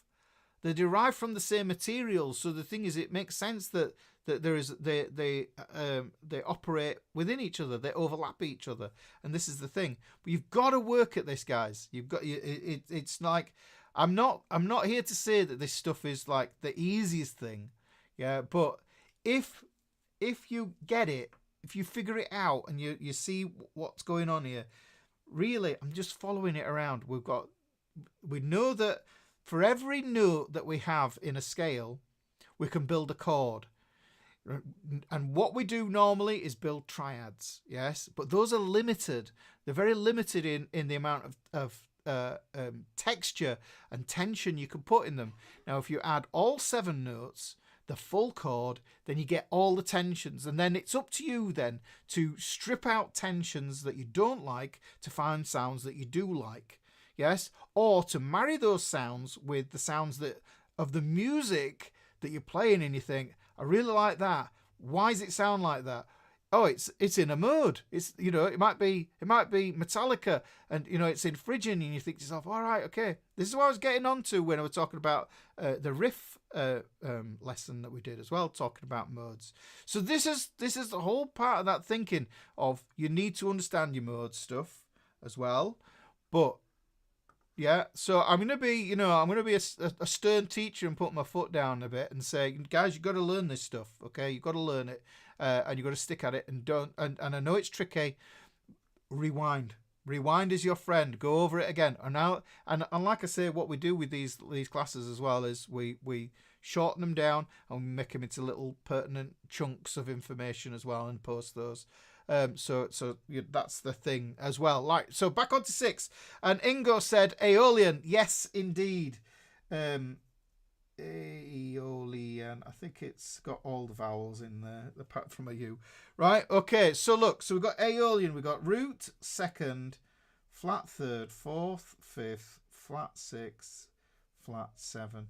So you see, some of these, they're very, very close to each other, you know, scale-wise. You know, you think to yourself, oh, hang on, well, look, Aeolian and Phrygian are only different by virtue of the flat second and the major second. You know, you can see that they're linked, they're very, very close to each other in how they sound. Chord 6, well, chord 6 is the relative minor. You could also think of Aeolian as being the minor. Okay? If Ionian's the major, right, then Aeolian, chord 6 is the minor. So this is going to be your root note. So I just go through that circle again, and I just think to myself, the order that I need to memorize, and the full chord. Let me just zoom out here because I'm going to write on this. The full chord, and this is for any full chord. We're thinking root, third, fifth, then we get the 7, then we get 9, 11, 13, and I divide these up because, like I say, I think of this 7 as being a bridging note that bridges into the simple octave, and from the simple octave into the compound octave. That's the way I remember it. So there, root, third, fifth, 7th, 9, 11, 13. Now the thing is, that's your basic template. You just memorize that. Just like you might know your major scale as step, step, half step, step, step, step, half step. You go root, third, fifth, 7th, 9th, 11th, 13. You just know it. But the thing is, when I look at a chord like Phrygian, then what I have to do is I have to apply the alterations to the scale to this formula. This is the formula. You just repeat this, guys, right? Okay? In fact, if you wanna just make it a little bit interactive, okay? Make it really interactive now. Everybody, write that sequence down. Root, third, fifth, 7, 9, 11, 13 in the chat. Let me see it. Let me just see it. Make sure this is going in. Yeah, and what I'll do is I'll carry on with this as well. So let me just zoom in. Just going to zoom in here on chord 6. So we're going to do this. So we're going to go root. We have a third of some variety. We have a fifth. We have a 7th of some variety. We have a 9. We have 11. We have a 13. Look, I've just gone root, third, fifth, 7, 9, 11, 13. Root, third, fifth, 7, 9, 11, 13. Let's apply the scale to it. We've got a flat third. So let's do that. Let's turn that into a flat third. There. Okay. Oh, we've got a flat 6. Remember the 6th. Flat 6 is also known as, hang on, let me pull it over. Flat 6. Well, let's have a look. Flat 6 is also known as a flat. Oh, there we go. It's also going to be known as a flat 13. Look. Yeah. So it's flat 6 is going to be a flat 13. So let's put that on there. Flat 13. So if you're going to have a chord there, you know it's going to... Oh, crikey. Have I gone off? Oh, I'm back. There we go. A flat 13, yeah, is basically a flat 6. It's the same thing. And we're borrowing it from the scale formula. So this is why I'm such a stickler for the naming of the Roman numerals as well, so that we retain the information. We drill it in. There's loads of different ways for us to do this. We also get a flat 7 there. So you can see that if I want to think about chord 6, I know it's got a root, a flat third, a fifth, a flat 7th, a 9th, 11th, and a flat 13. Okay? Rocket, I will be doing those. This will all be uploaded with the other PDFs as well. Okay, so we're not done. We're not done. This is going to be a long one. I hope you're strapped in here, guys. I hope you're strapped in for this one. Right, okay, we're going to do this for the sake of it. We're going to do F sharp. That's a starting note. Yeah, so we're going to fans and cash. Every good band deserves. Okay, so we've got that there. That's where it goes. Now you add all the learn the modes without intervals by 3 note per string. No, you need to know the intervals. You need to know the intervals, Ingo. This is the thing. So, and this one is Locrian. Right, now Locrian. Look at how many alterations are in Locrian. Root, Let me put this here. 3, 4, 5, 6, and 7. I'm going to leave plenty of space for myself to write in here. So, Locrian, we have a flat second. We've got a flat third. We've got a fourth. We've got a flat 5. We've got a flat 6. And we've got a flat 7. So, what I'm going to do here is I'm going to write there. I'm going to write that there. That's my root note. I've got to know that that's my third, my fifth. This is going to be my 7th. This is going to be my 9th. This is going to be 11th. This is going to be my 13th. Okay, so I've gone all the way around. Now I have to add the alterations. Let's add the alterations. So root, flat third. Let's put that in there. What I've got? Oh, I've got flat 5th. Oh, hang on, there's my diminished. There's my diminished thing going on there. Okay, wonderful. Yeah, that's right. So we've got, is that the right one? And that's my harmonic, might be my harmonic minor, that one. Right, okay, so flat 5th. And then what happens is we get the 7th.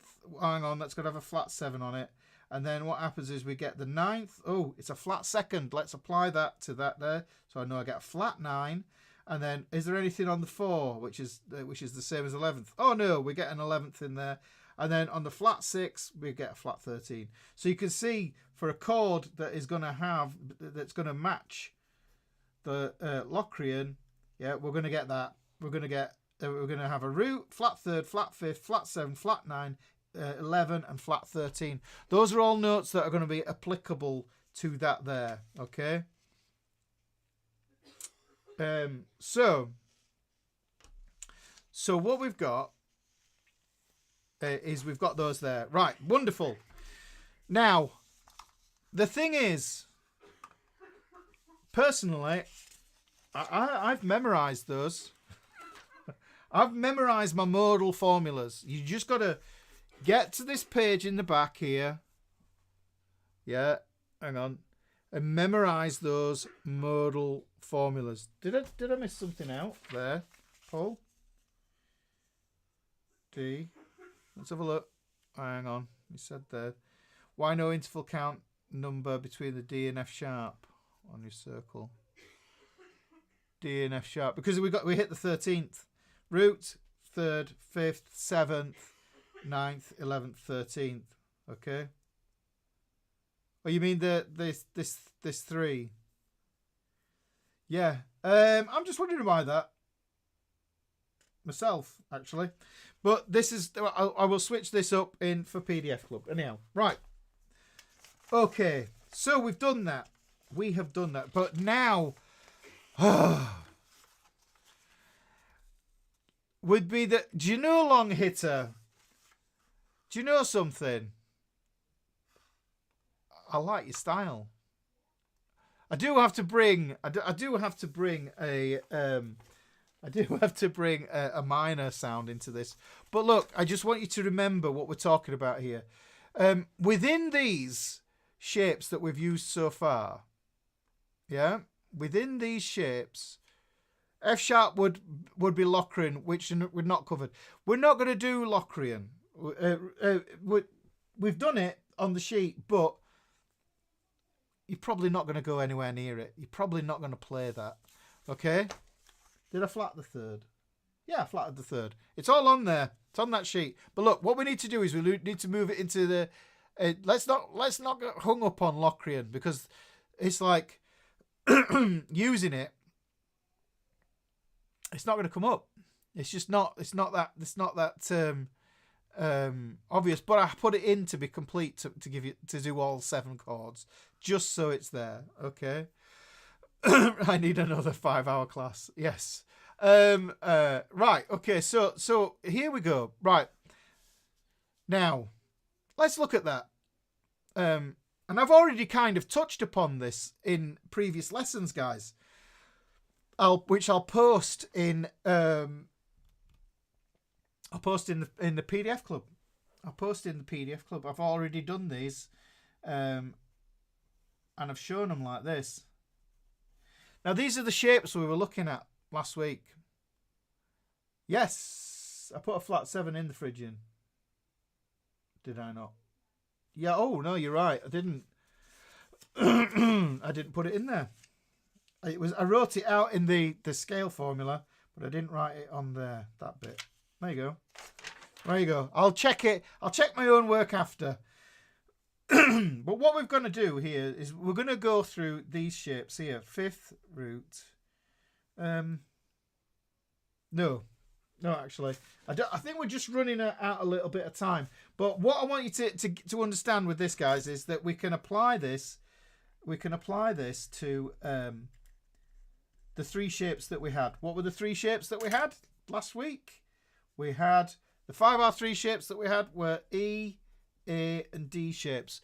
I'll post a link to last week's lesson on the end of here. But somebody said it was Long Hitter said 1, 4, and 5, and that's what we're going to look at. We're going to look at 1, 4, and 5. Okay. So now what we know is that when we get a 1 chord, yes, we're just going to use the E shape here, and these are major triads, all right? But when we look at 1, we're going to think Ionian, okay? And the formula, let me write the formula, just there. There's the formula, okay? Chord 4, we're going to have Lydian. That's its parent mode to the chord, okay? Root, 2nd, 3rd, 4th, 5th, 6th, 7th, but it's got a sharp 4 on it there, okay? Right, now what we're going to do is I'm going to do it on chord 5. 5/3. Root, 2nd, 3rd, 4th, 5th, 6th, flat 7. So you can see the different notes that we're going to have to target now is we're going to think about this. Now, this is where the seesaw comes in, right? What we do is on each of these chords, we go either side. So we think to ourselves, okay, on this 5th here, we know that we have a flat 6 just above it. Yeah, and then we get the 6th just here. So I like to go up 2 or 3. 2 is generally enough above the 5th and the 3rd. The 5th root 3rd is our Northstar. These notes are going to orbit around those Northstar patterns. So I'm going to go here. I'm going to think of this as being, let's do it as a flat 5. And I'm going to do a 4 just there. Okay? I'm going to do a 4 just there. I'll do it in pen on this. It's just that pen might be a little bit better. Okay. Flat 6.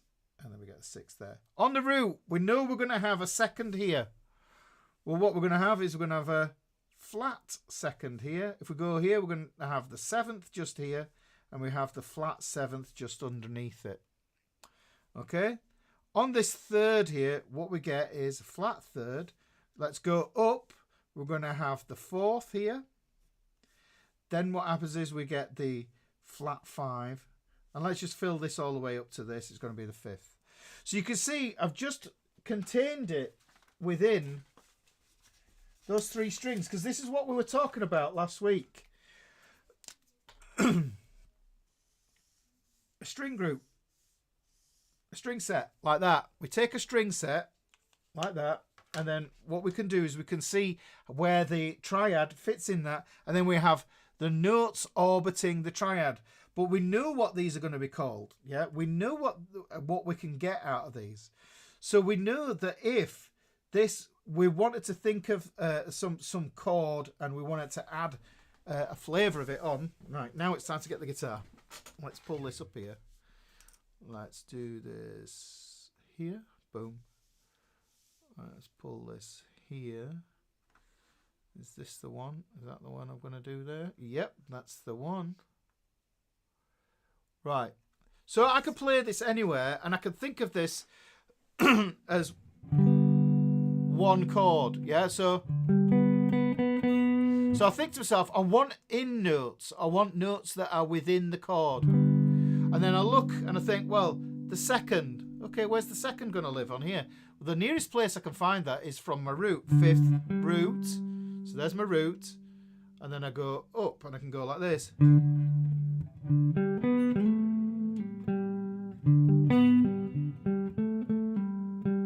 So there's my second. Right? And I'm already covering the third. So I've got the third. What about the fourth? What if I wanted the fourth?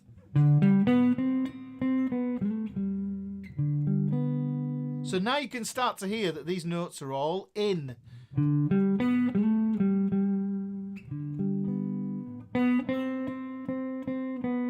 So there's the fourth, there's the third, there's the root, there's the second.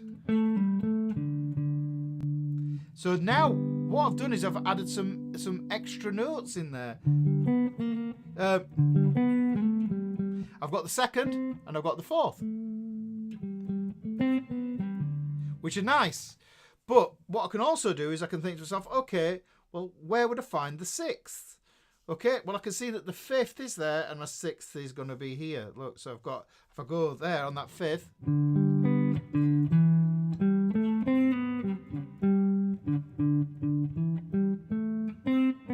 so there's the fifth, there's the sixth, okay? Now, I can start to think to myself, okay, that note isn't going to live on that one because that's not from Ionian. But that one's okay because that's the sixth as well. Because look,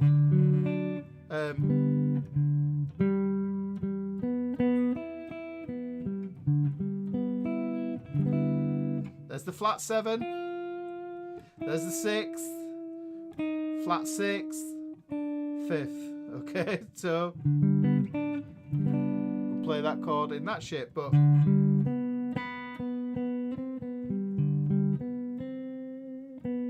okay, so what else can I do with this? This shape's pretty good for this thing, but we can actually see that we just take exactly the same thing. Yeah, we can see we've got that there. It's exactly the same notes, guys. The scales, the scale notes, they haven't changed. Nothing's changed. Yeah, we still get the flat six in the same spot. Sixth is still in the same spot. But where I target is going to make a massive difference. Flat 5, 4. Let's take this one here. Flat 7. Get the 7 just there. Flat second. Then we've got the flat third. And then we've got fourth. Get the flat 5. And then we get the 5 here. Yet another set of strings. But what we could do is if you wanted to, I mean, if you write it out like that, then it's pretty apparent what it is.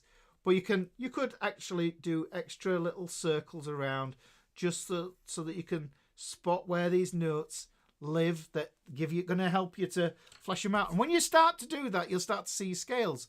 Right, so we're going to think of this now as being G Lydian. Now, the flat 5, I've put a flat 5 in there. What's the flat 5 also known as? It's also known as a sharp 4. Okay? So it's also known as a sharp 4. So look, I'm going to go like this. 5th root, 3rd. That's where my 4th would be. There's my sharp 4.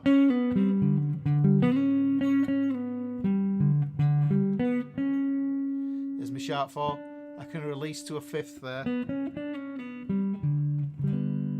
Can you hear that gives me that Lydian sound? Oh, you didn't see what I circled? All right, because it was on that one there. But I just circled them in pencil. But I think if you circle them in pencil, it means that you're going to get a bit stuck. The thing is that it's going to work no matter which way you look at it, really. It's still the same. It's just the same diagram. It's just I'm targeting different notes. I'm targeting the notes from the Lydian scale formula. So I've got 5th, root, 3rd. Okay? Okay? Yeah?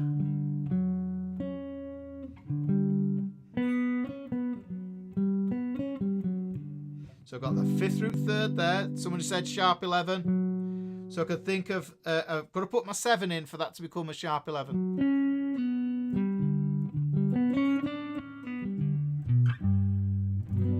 So So you can see where this.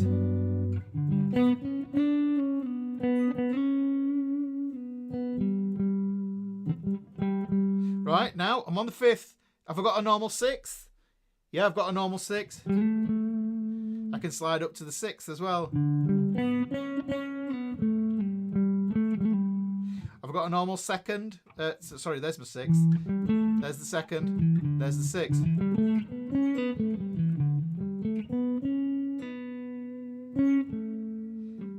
Yeah, so it's going to do the same thing. I don't know why I'm drawing this out again, but I will draw it out again just for the hell of it. Just so that we know. There's the flat 6. There's the 6th. There's the flat 5. There's the 4th. There's a flat 7. 7. We also have a flat 2nd here. We've got the 2nd here. We've got the 4th here. We've got the I'm going to call it a flat 5, and then I'm going to call that the 5th there, and then I'm going to put the flat 3rd just there. I'm going to outline it just so it's on this string set. So all I'm focusing on is on that string set. I'm not going outside of it. So same thing again. But now what I need to do is I want to emphasize the notes that make this, let's say, make it dominant. And the note that really makes it dominant is this flat 7. So if I look at my 5/3 and I go from the root and I go down 2 half steps or a whole step there, that's my 7th.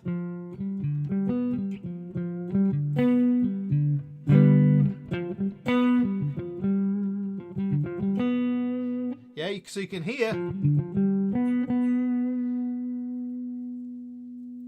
You don't fall into the same old patterns, because what you're doing is you're playing the chords.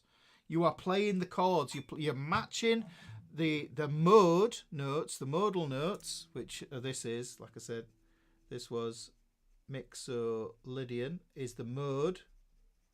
But the thing is, any of the chords that you're going to get. Now, the thing is, chord 5 is the most messed up chord of all, yeah? Because this one, it gets borrowed from other keys, and then it gets borrowed from the harmonic minor, the melodic minor, and then you get all sorts of, this is where you start to get those crazy, kooky sounding chords from. So you can think to yourself, okay, let me just write something like this. So we're in a G. So let's just imagine this is a G7, right? We want a G7 here, but let's do with a sharp 5. I want that, but I want to do something where it's got the sharp 5 in it. Okay, so really I can just outline it like this. There's the triad, there's the 7 for reference, right? But it's also got this 5th here, 5th sharp 5 here.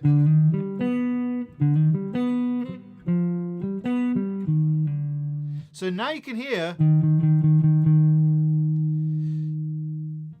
well, chord 1, this chord, this is just a major triad long hitter. It's a major triad. Major triad is chord 1, chord 4, or chord 5. So essentially what we're doing is we're just taking one shape, and this is the Northstar shape. The notes that are orbiting are where we pull in the sounds that are belong to chords 1, 4, and 5. So like I said, if I did this, see, this is chord 1, yeah? Yeah, I know that that's got a major 7 on it. I know it's got a 4th.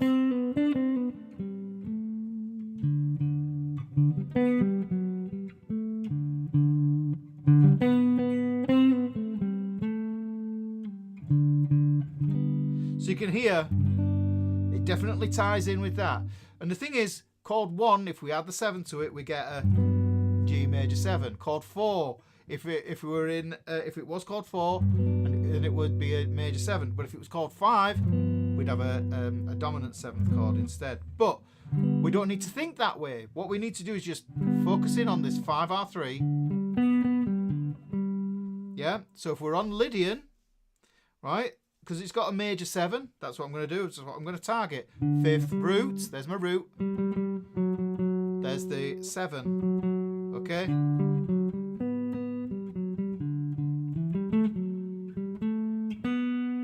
But look, the thing that makes it different, you can hear the tension from that sharp 4. Yeah, yes it is. And you would do that using those shapes as well. But we're only using one shape. The thing of this is, long hitter, that look, here's the beauty of it. Yeah, it's a transposable idea. It's not fixed in the key. Yeah, so look, there's G. This is G flat. Okay. Now all I'm thinking about is, okay, 5th root 3rd. I'm thinking chord 4. Yeah.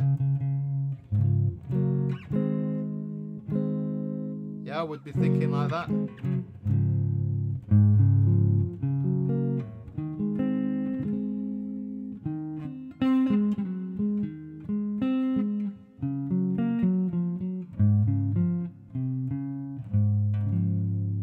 Okay. So don't start the target altered tones. You might do. So the thing is, you can move it anywhere. This is the thing. Like I say, look, I did it in G there, yeah? Now it's in A. If we're assuming that A is chord 1, yeah? If we're assuming A is chord 1, then all I need to know is we're not looking at it as a chord progression, no. We're not looking at it as a chord progression. We're looking at it as chords 1, 4, and 5, wherever they are. So this is A, yeah? B flat. There's B flat. If we're thinking of it as chord 1, B flat. There's my 5th root 3rd. There's my 4th. I've got a 2nd.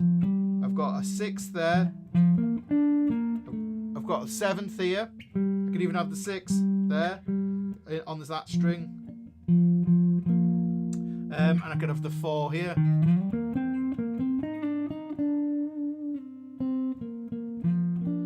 So you can hear it's very, very major. I'm not defining it like this. I'm not at all. It's just like, it's completely movable. But the thing that I wanted to explain is that it's not just on the E shape, is it? Because we're looking at the 5th root and the 3rd idea to be able to move this idea. So it doesn't matter where you are. All you're doing is focusing on this. Yeah, just focusing on this here. Well, it's not really a modal progression. It's just targeting the notes of the parent scale to the chord. I can think of that. Now, I could play this short shape here. I know it's a major triad. Now, in what context? It could be that it's chord 1. Okay? It could be that it's chord 4. It could be that it's chord 5. If it was chord 1, then I want to find the 7. I know I'm going to have a major 7 on it. If it's chord 4, I know I'm going to have a major 7. If it's chord 5, I know I'm going to have a flat 7 on it. Because the modes dictate it. Look at that. Ionian's got a major 7. Lydian's got a major 7. Mixolydian, chord 5, has got a flat 7. So this is where it gets a little bit different. So yeah, so you get those little flavors there. So it doesn't matter where I play it. Yeah, this is an E, okay? I'm just thinking it's just E there. E, okay? 5th root 3rd, okay? Do it in the Lydian. Let's do the Lydian. Yeah, 5th, 6th goes there. Is that part of the scale formula? The modes don't define the pentatonics in. No, they don't. I'll just say that they don't, Marcel. It's easier. Yeah, there is. I could explain it, but it'd be another 2 hours, and we don't have that time. So look at this. Would you need the sharp 4 in the chord behind the Lydian scale? Yes, Kai. Look, so this is the thing. Look look at this. So if I've got this here, normally I put a sus4 on like that, wouldn't I? But that sus4, what we're really doing is we're exchanging the major third for a perfect fourth there. But the thing is, if it's Lydian, it has to be this sharp 4. And I think this is a really good way. If you wanted to look at it from a perspective of being in a progression from key, let's do it like this. Yeah, let me just show you like this. Okay, let's do it in the key of D, where it's like this is 1. I'm only playing those 3 notes, 5th root 3rd, right? Now, because this is called 1, I know it's got a 4th in it. Yeah, and that's where the 4th is. That's a sus4, and I'm just going to do this. Okay, so we count up. We count up. We're using his fingers. We go. I got to sneeze. D, E, F, G, A. Right. So we're going to have a G, and then we need a G and an A. I know there was some sharps in there, but we're not bothering with that. We're just counting up. D. Okay. That's going to be chord 4. This is going to be chord 5, just using those triads. There's chord 1, chord 4. So when I do that, I can't put that sus4 on there. I have to make sure that it fits the key and fits the mode for the chord underneath it. So I put the sharp 4 on there.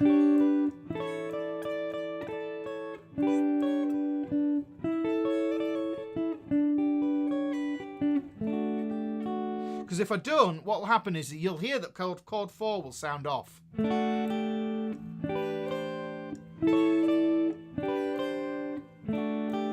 Yeah, it'll sound a little bit wrong. Yeah, whereas...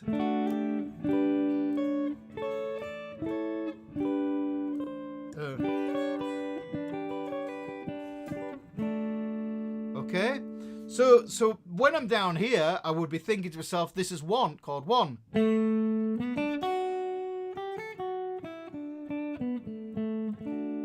And I can think to myself, right, well, I've got a 5th, I've got a 6th, there's my root, there's my 2nd, there's my 3rd, 4th, 5th. So I've got a little pattern that I can develop.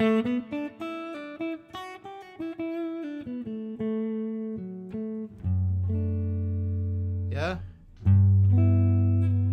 So we can do that there. Now, however, when I go up here,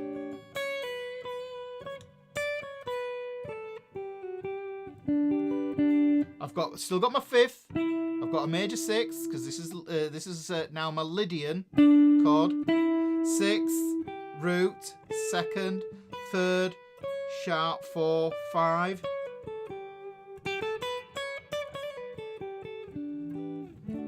And you can still hear it works when I go back to my chord 1.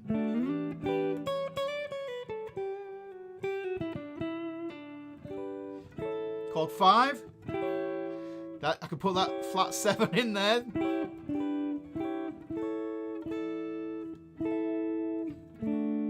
All the way back down there again. So what we're doing is we're just outlining this. But what's important is we're absolutely not stuck in any grids. There's no grids. I mean, you can use this in the grids. Because if you think to yourself, okay, so if you know the L7 grid, probably have to zoom in on this one as well. So what we can do is, if we wanted to, we'll do the L7 major grid, okay? 1, 4, 5. Yeah, we get 6, 3, 2. Okay. Instead of doing it as bar chords, we'll just play the basic shapes, those little triad shapes. There's 1, there's 4, and then here's 5. Now I know this is 4, and I know I'm using a different shape here, guys, so it's a different string set. 5th, root, 3rd. I know it's chord 4, so I can't have a sus4 there. I've got to have a sharp 4 here.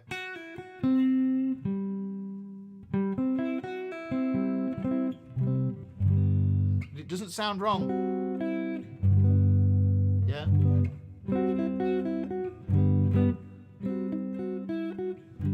The Vengabus is coming, guys. So look. This one here.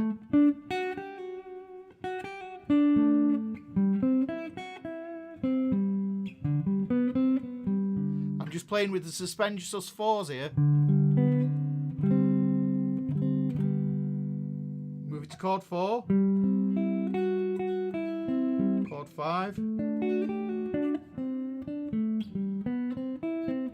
Adding the sevenths now. Chord 1, I've got a major 7 just under there. Yeah, there's my root. That's where the major 7 is.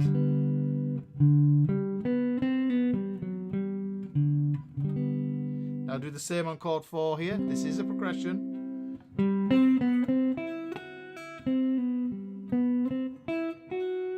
On chord 5.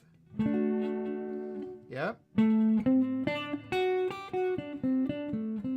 There's the flat 7 back there. 5th, root, 3rd, root, down to the flat 7, 3rd, up to the 4th. It's important because you might have little shapes that you want to get into.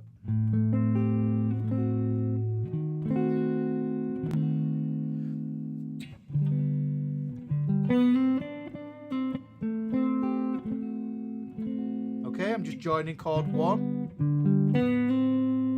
On the 5R3, 4, thinking to myself, okay, now 5, flat 7, 3, up to the 4, 3, there, onto the 2nd, okay, and then onto the root again. So what we've got loads of different ways of doing it, but the thing that we haven't done is we can apply it to the minor as well. This is chord 2, Dorian. Now if we look, let me just pull this one in and pull the Dorian. You just need to see the Dorian scale formula there. Root 2nd, flat 3rd, 4th, 5th, 6th, and flat 7. So here's a triad. 5th, root, flat 3rd. Okay, so I've got my flat 3rd in there. Okay, so I've got the flat 3rd in there, but I need this major 6. Look at this. 5th.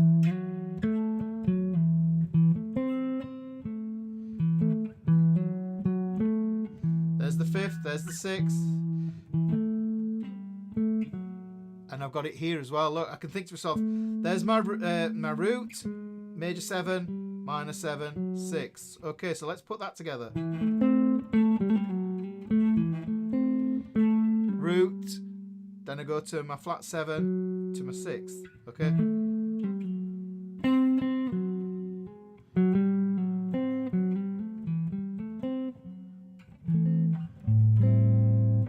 So if there's a chord going,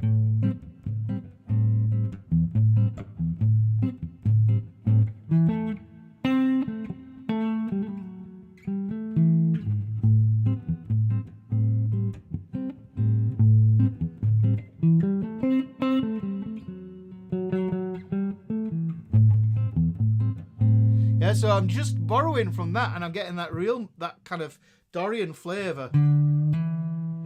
So I've got 5th, root, 3rd. Then I think to myself, okay, well, what have I got around here? Well, in my formula, I've got a 4th and a 5th. Okay, so there's my flat 3rd, major 3rd, and then my 4th's going to be here. So let's just add these notes.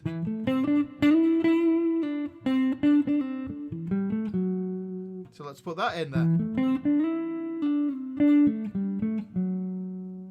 Yeah, you see that?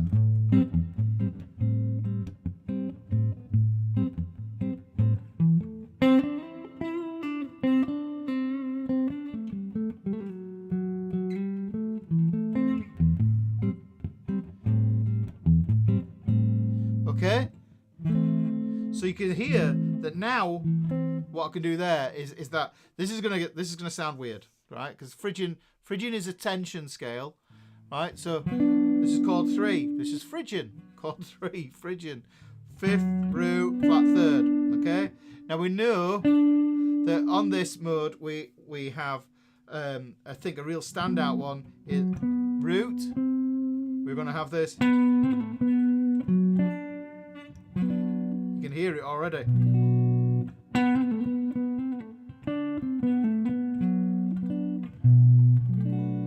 Even on a minor 7 there, so it's a B minor 7. Okay, so that's going to be the roots, flat 7, root, flat 2nd. So I'm applying the mode to the 5R3. Okay, right. I can add other notes as well, but that's another day, I think. Right, guys, I'm kind of getting the kind of feeling that we've just about hit a wall with this. It's been a long one. There's a lot to go through. You move the chord, yes. So you move the chord, and the modes come from the major scale. Yes, Drew, the modes do come from the major scale. Phrygian sounds tense. It does. The modes have their own personality, and that's why I say when you think of modes, think of them as moods. Yeah, so think of modes as moods, and then what you'll do is you just got to match the notes to match the mood. It's pretty simple. I mean, I know that this has been a lot. I think it's been a lot. I could have done with probably doing half of this and then carrying on with it a little bit, but we'll do it again. We'll do it again, guys, because the thing is, it's all about reinforcing it. Like I say, what we'll do is in PDF Club. These guys will be in PDF Club, but what I'll do is I will map out all these again in major and minor. I'll do these in the three shapes, and I'll do them in majors and minors as well. So I'm with Al. There was so much I didn't know. This will take some time for me to learn, but I know it will pay dividends.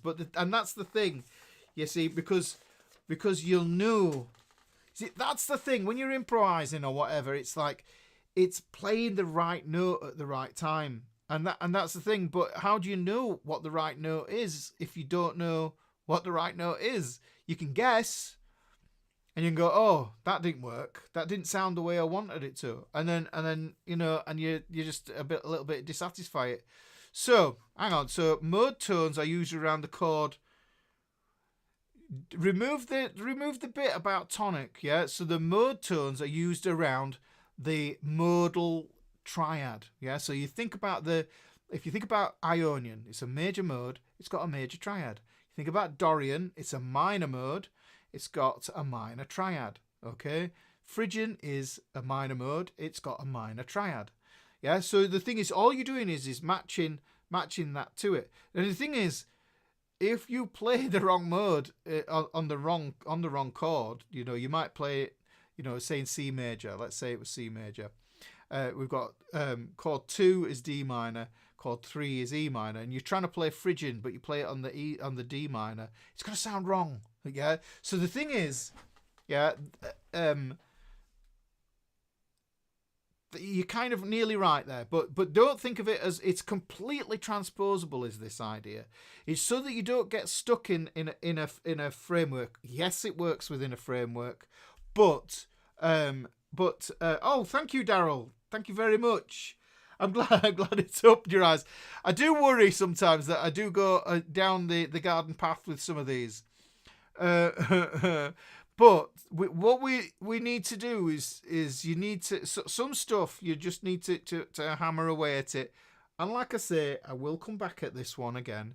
I'll think about it, and I'm going to think of another way to do this.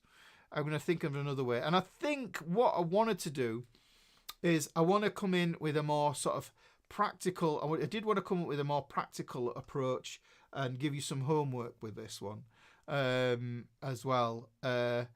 So there is that. Okay. But guys, I think we've just about done that. Like I said, that was a lesson from the book. Which lesson was it? Hang on, I'll have to turn me a little ticker thing on there. Today's lesson from the book was the chord tone connection. And it's just another way of seeing it, but I think it's just impressing upon you. Page 29, lesson 23. Just impressing upon you that once you know the full chord and you can apply the correct mode to it, then you've got all the notes that you need. There's no guessing. There is no guessing. Yeah, you can be extremely explicit with what you want to sound like. And if it is modal, yeah, and you think about it, jazz is very Dorian. It's very melodic minor. So the thing is, How do you pull those in? Well, you've got to know what notes are in Dorian. You've got to know what notes are in melodic minor. You've got to know what chords there are. The chords will tell you what mode to put in. Because even if it says it's a sharp 11 or a flat 5, then you're going to go, oh, hang on, that's in that scale. Oh, right, okay. Let me try that scale on top of that. Oh, it works.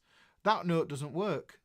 Oh, hang on, why is that then? All right, that's from somewhere else, or so you're marrying these notes, and then you can find this stuff easily. There's more to it, and as well as that, it's another cool way to use the circle of thirds, guys. And hopefully you can see that, but just by drawing the key out in 7 circles, going through each chord at a time, then what you can unravel is what kind of 9ths, 11ths and 13ths you get, and then you can match, and that's the thing. It's a simple idea. Getting your head around it is a little bit trickier.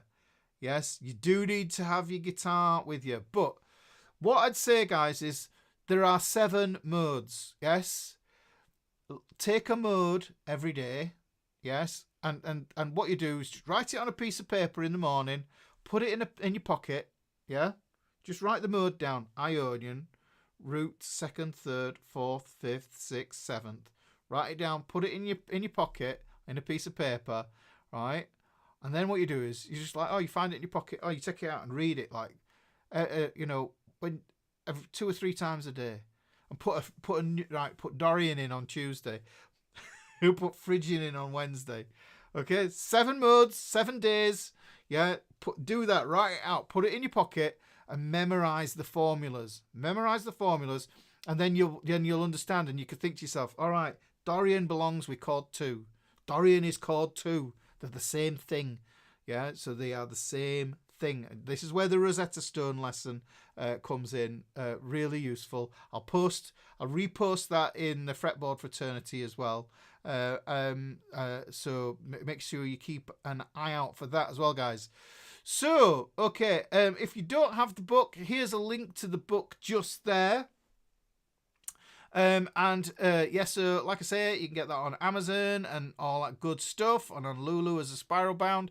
It'd be great to see you in the Fretboard fraternity. If you want to join the Fretboard fraternity, go there. You can buy the book in there as well. It's in the learning tab, and you get all the videos. It's probably the easiest way to do it as well, because it's all just there in front of you. And I think it's already discounted in there as the book. So there you go, guys. Hopefully you enjoyed that one. I know it's been a bit of a brain melter. They all seem to be a bit brain melters of late. We've been doing some really, really, really hardcore stuff, but it's all useful. It's all good. And I'll try and keep it light in the next lesson. I'll do something completely different. And actually I think I've got an idea for something to do that's going to be a lot of fun. So we'll do something a little less theory heavy maybe next time. I know some of you guys dig the music theory side of things, but I know it's like, it can be like you don't want too much of it on your plate at one go. Right, okay. Thank you very much for all your super chats and everything else, guys. All that remains is for me to say thank you. All the PDFs will be in PDF Club, and I will see you next week. And to remind you, guys, as well that who you're playing guitar for. Yeah, you're playing for yourself. Now, it doesn't have to be this highbrow theory stuff. Yeah, you could bash E minor for half an hour. Yeah, and as long as you're having fun doing it, that's all that matters. That's the only thing that matters, guys. So what I'm saying is do that. If that's what you want to do, just bash E minor, or go to the go to the power chord lesson and have a look at that. What we're going to do is I'm going to put it on the outro, and I will say goodbye. Guys, look after yourself, look after each other, and I'll see you next week. Take care. Bye-bye.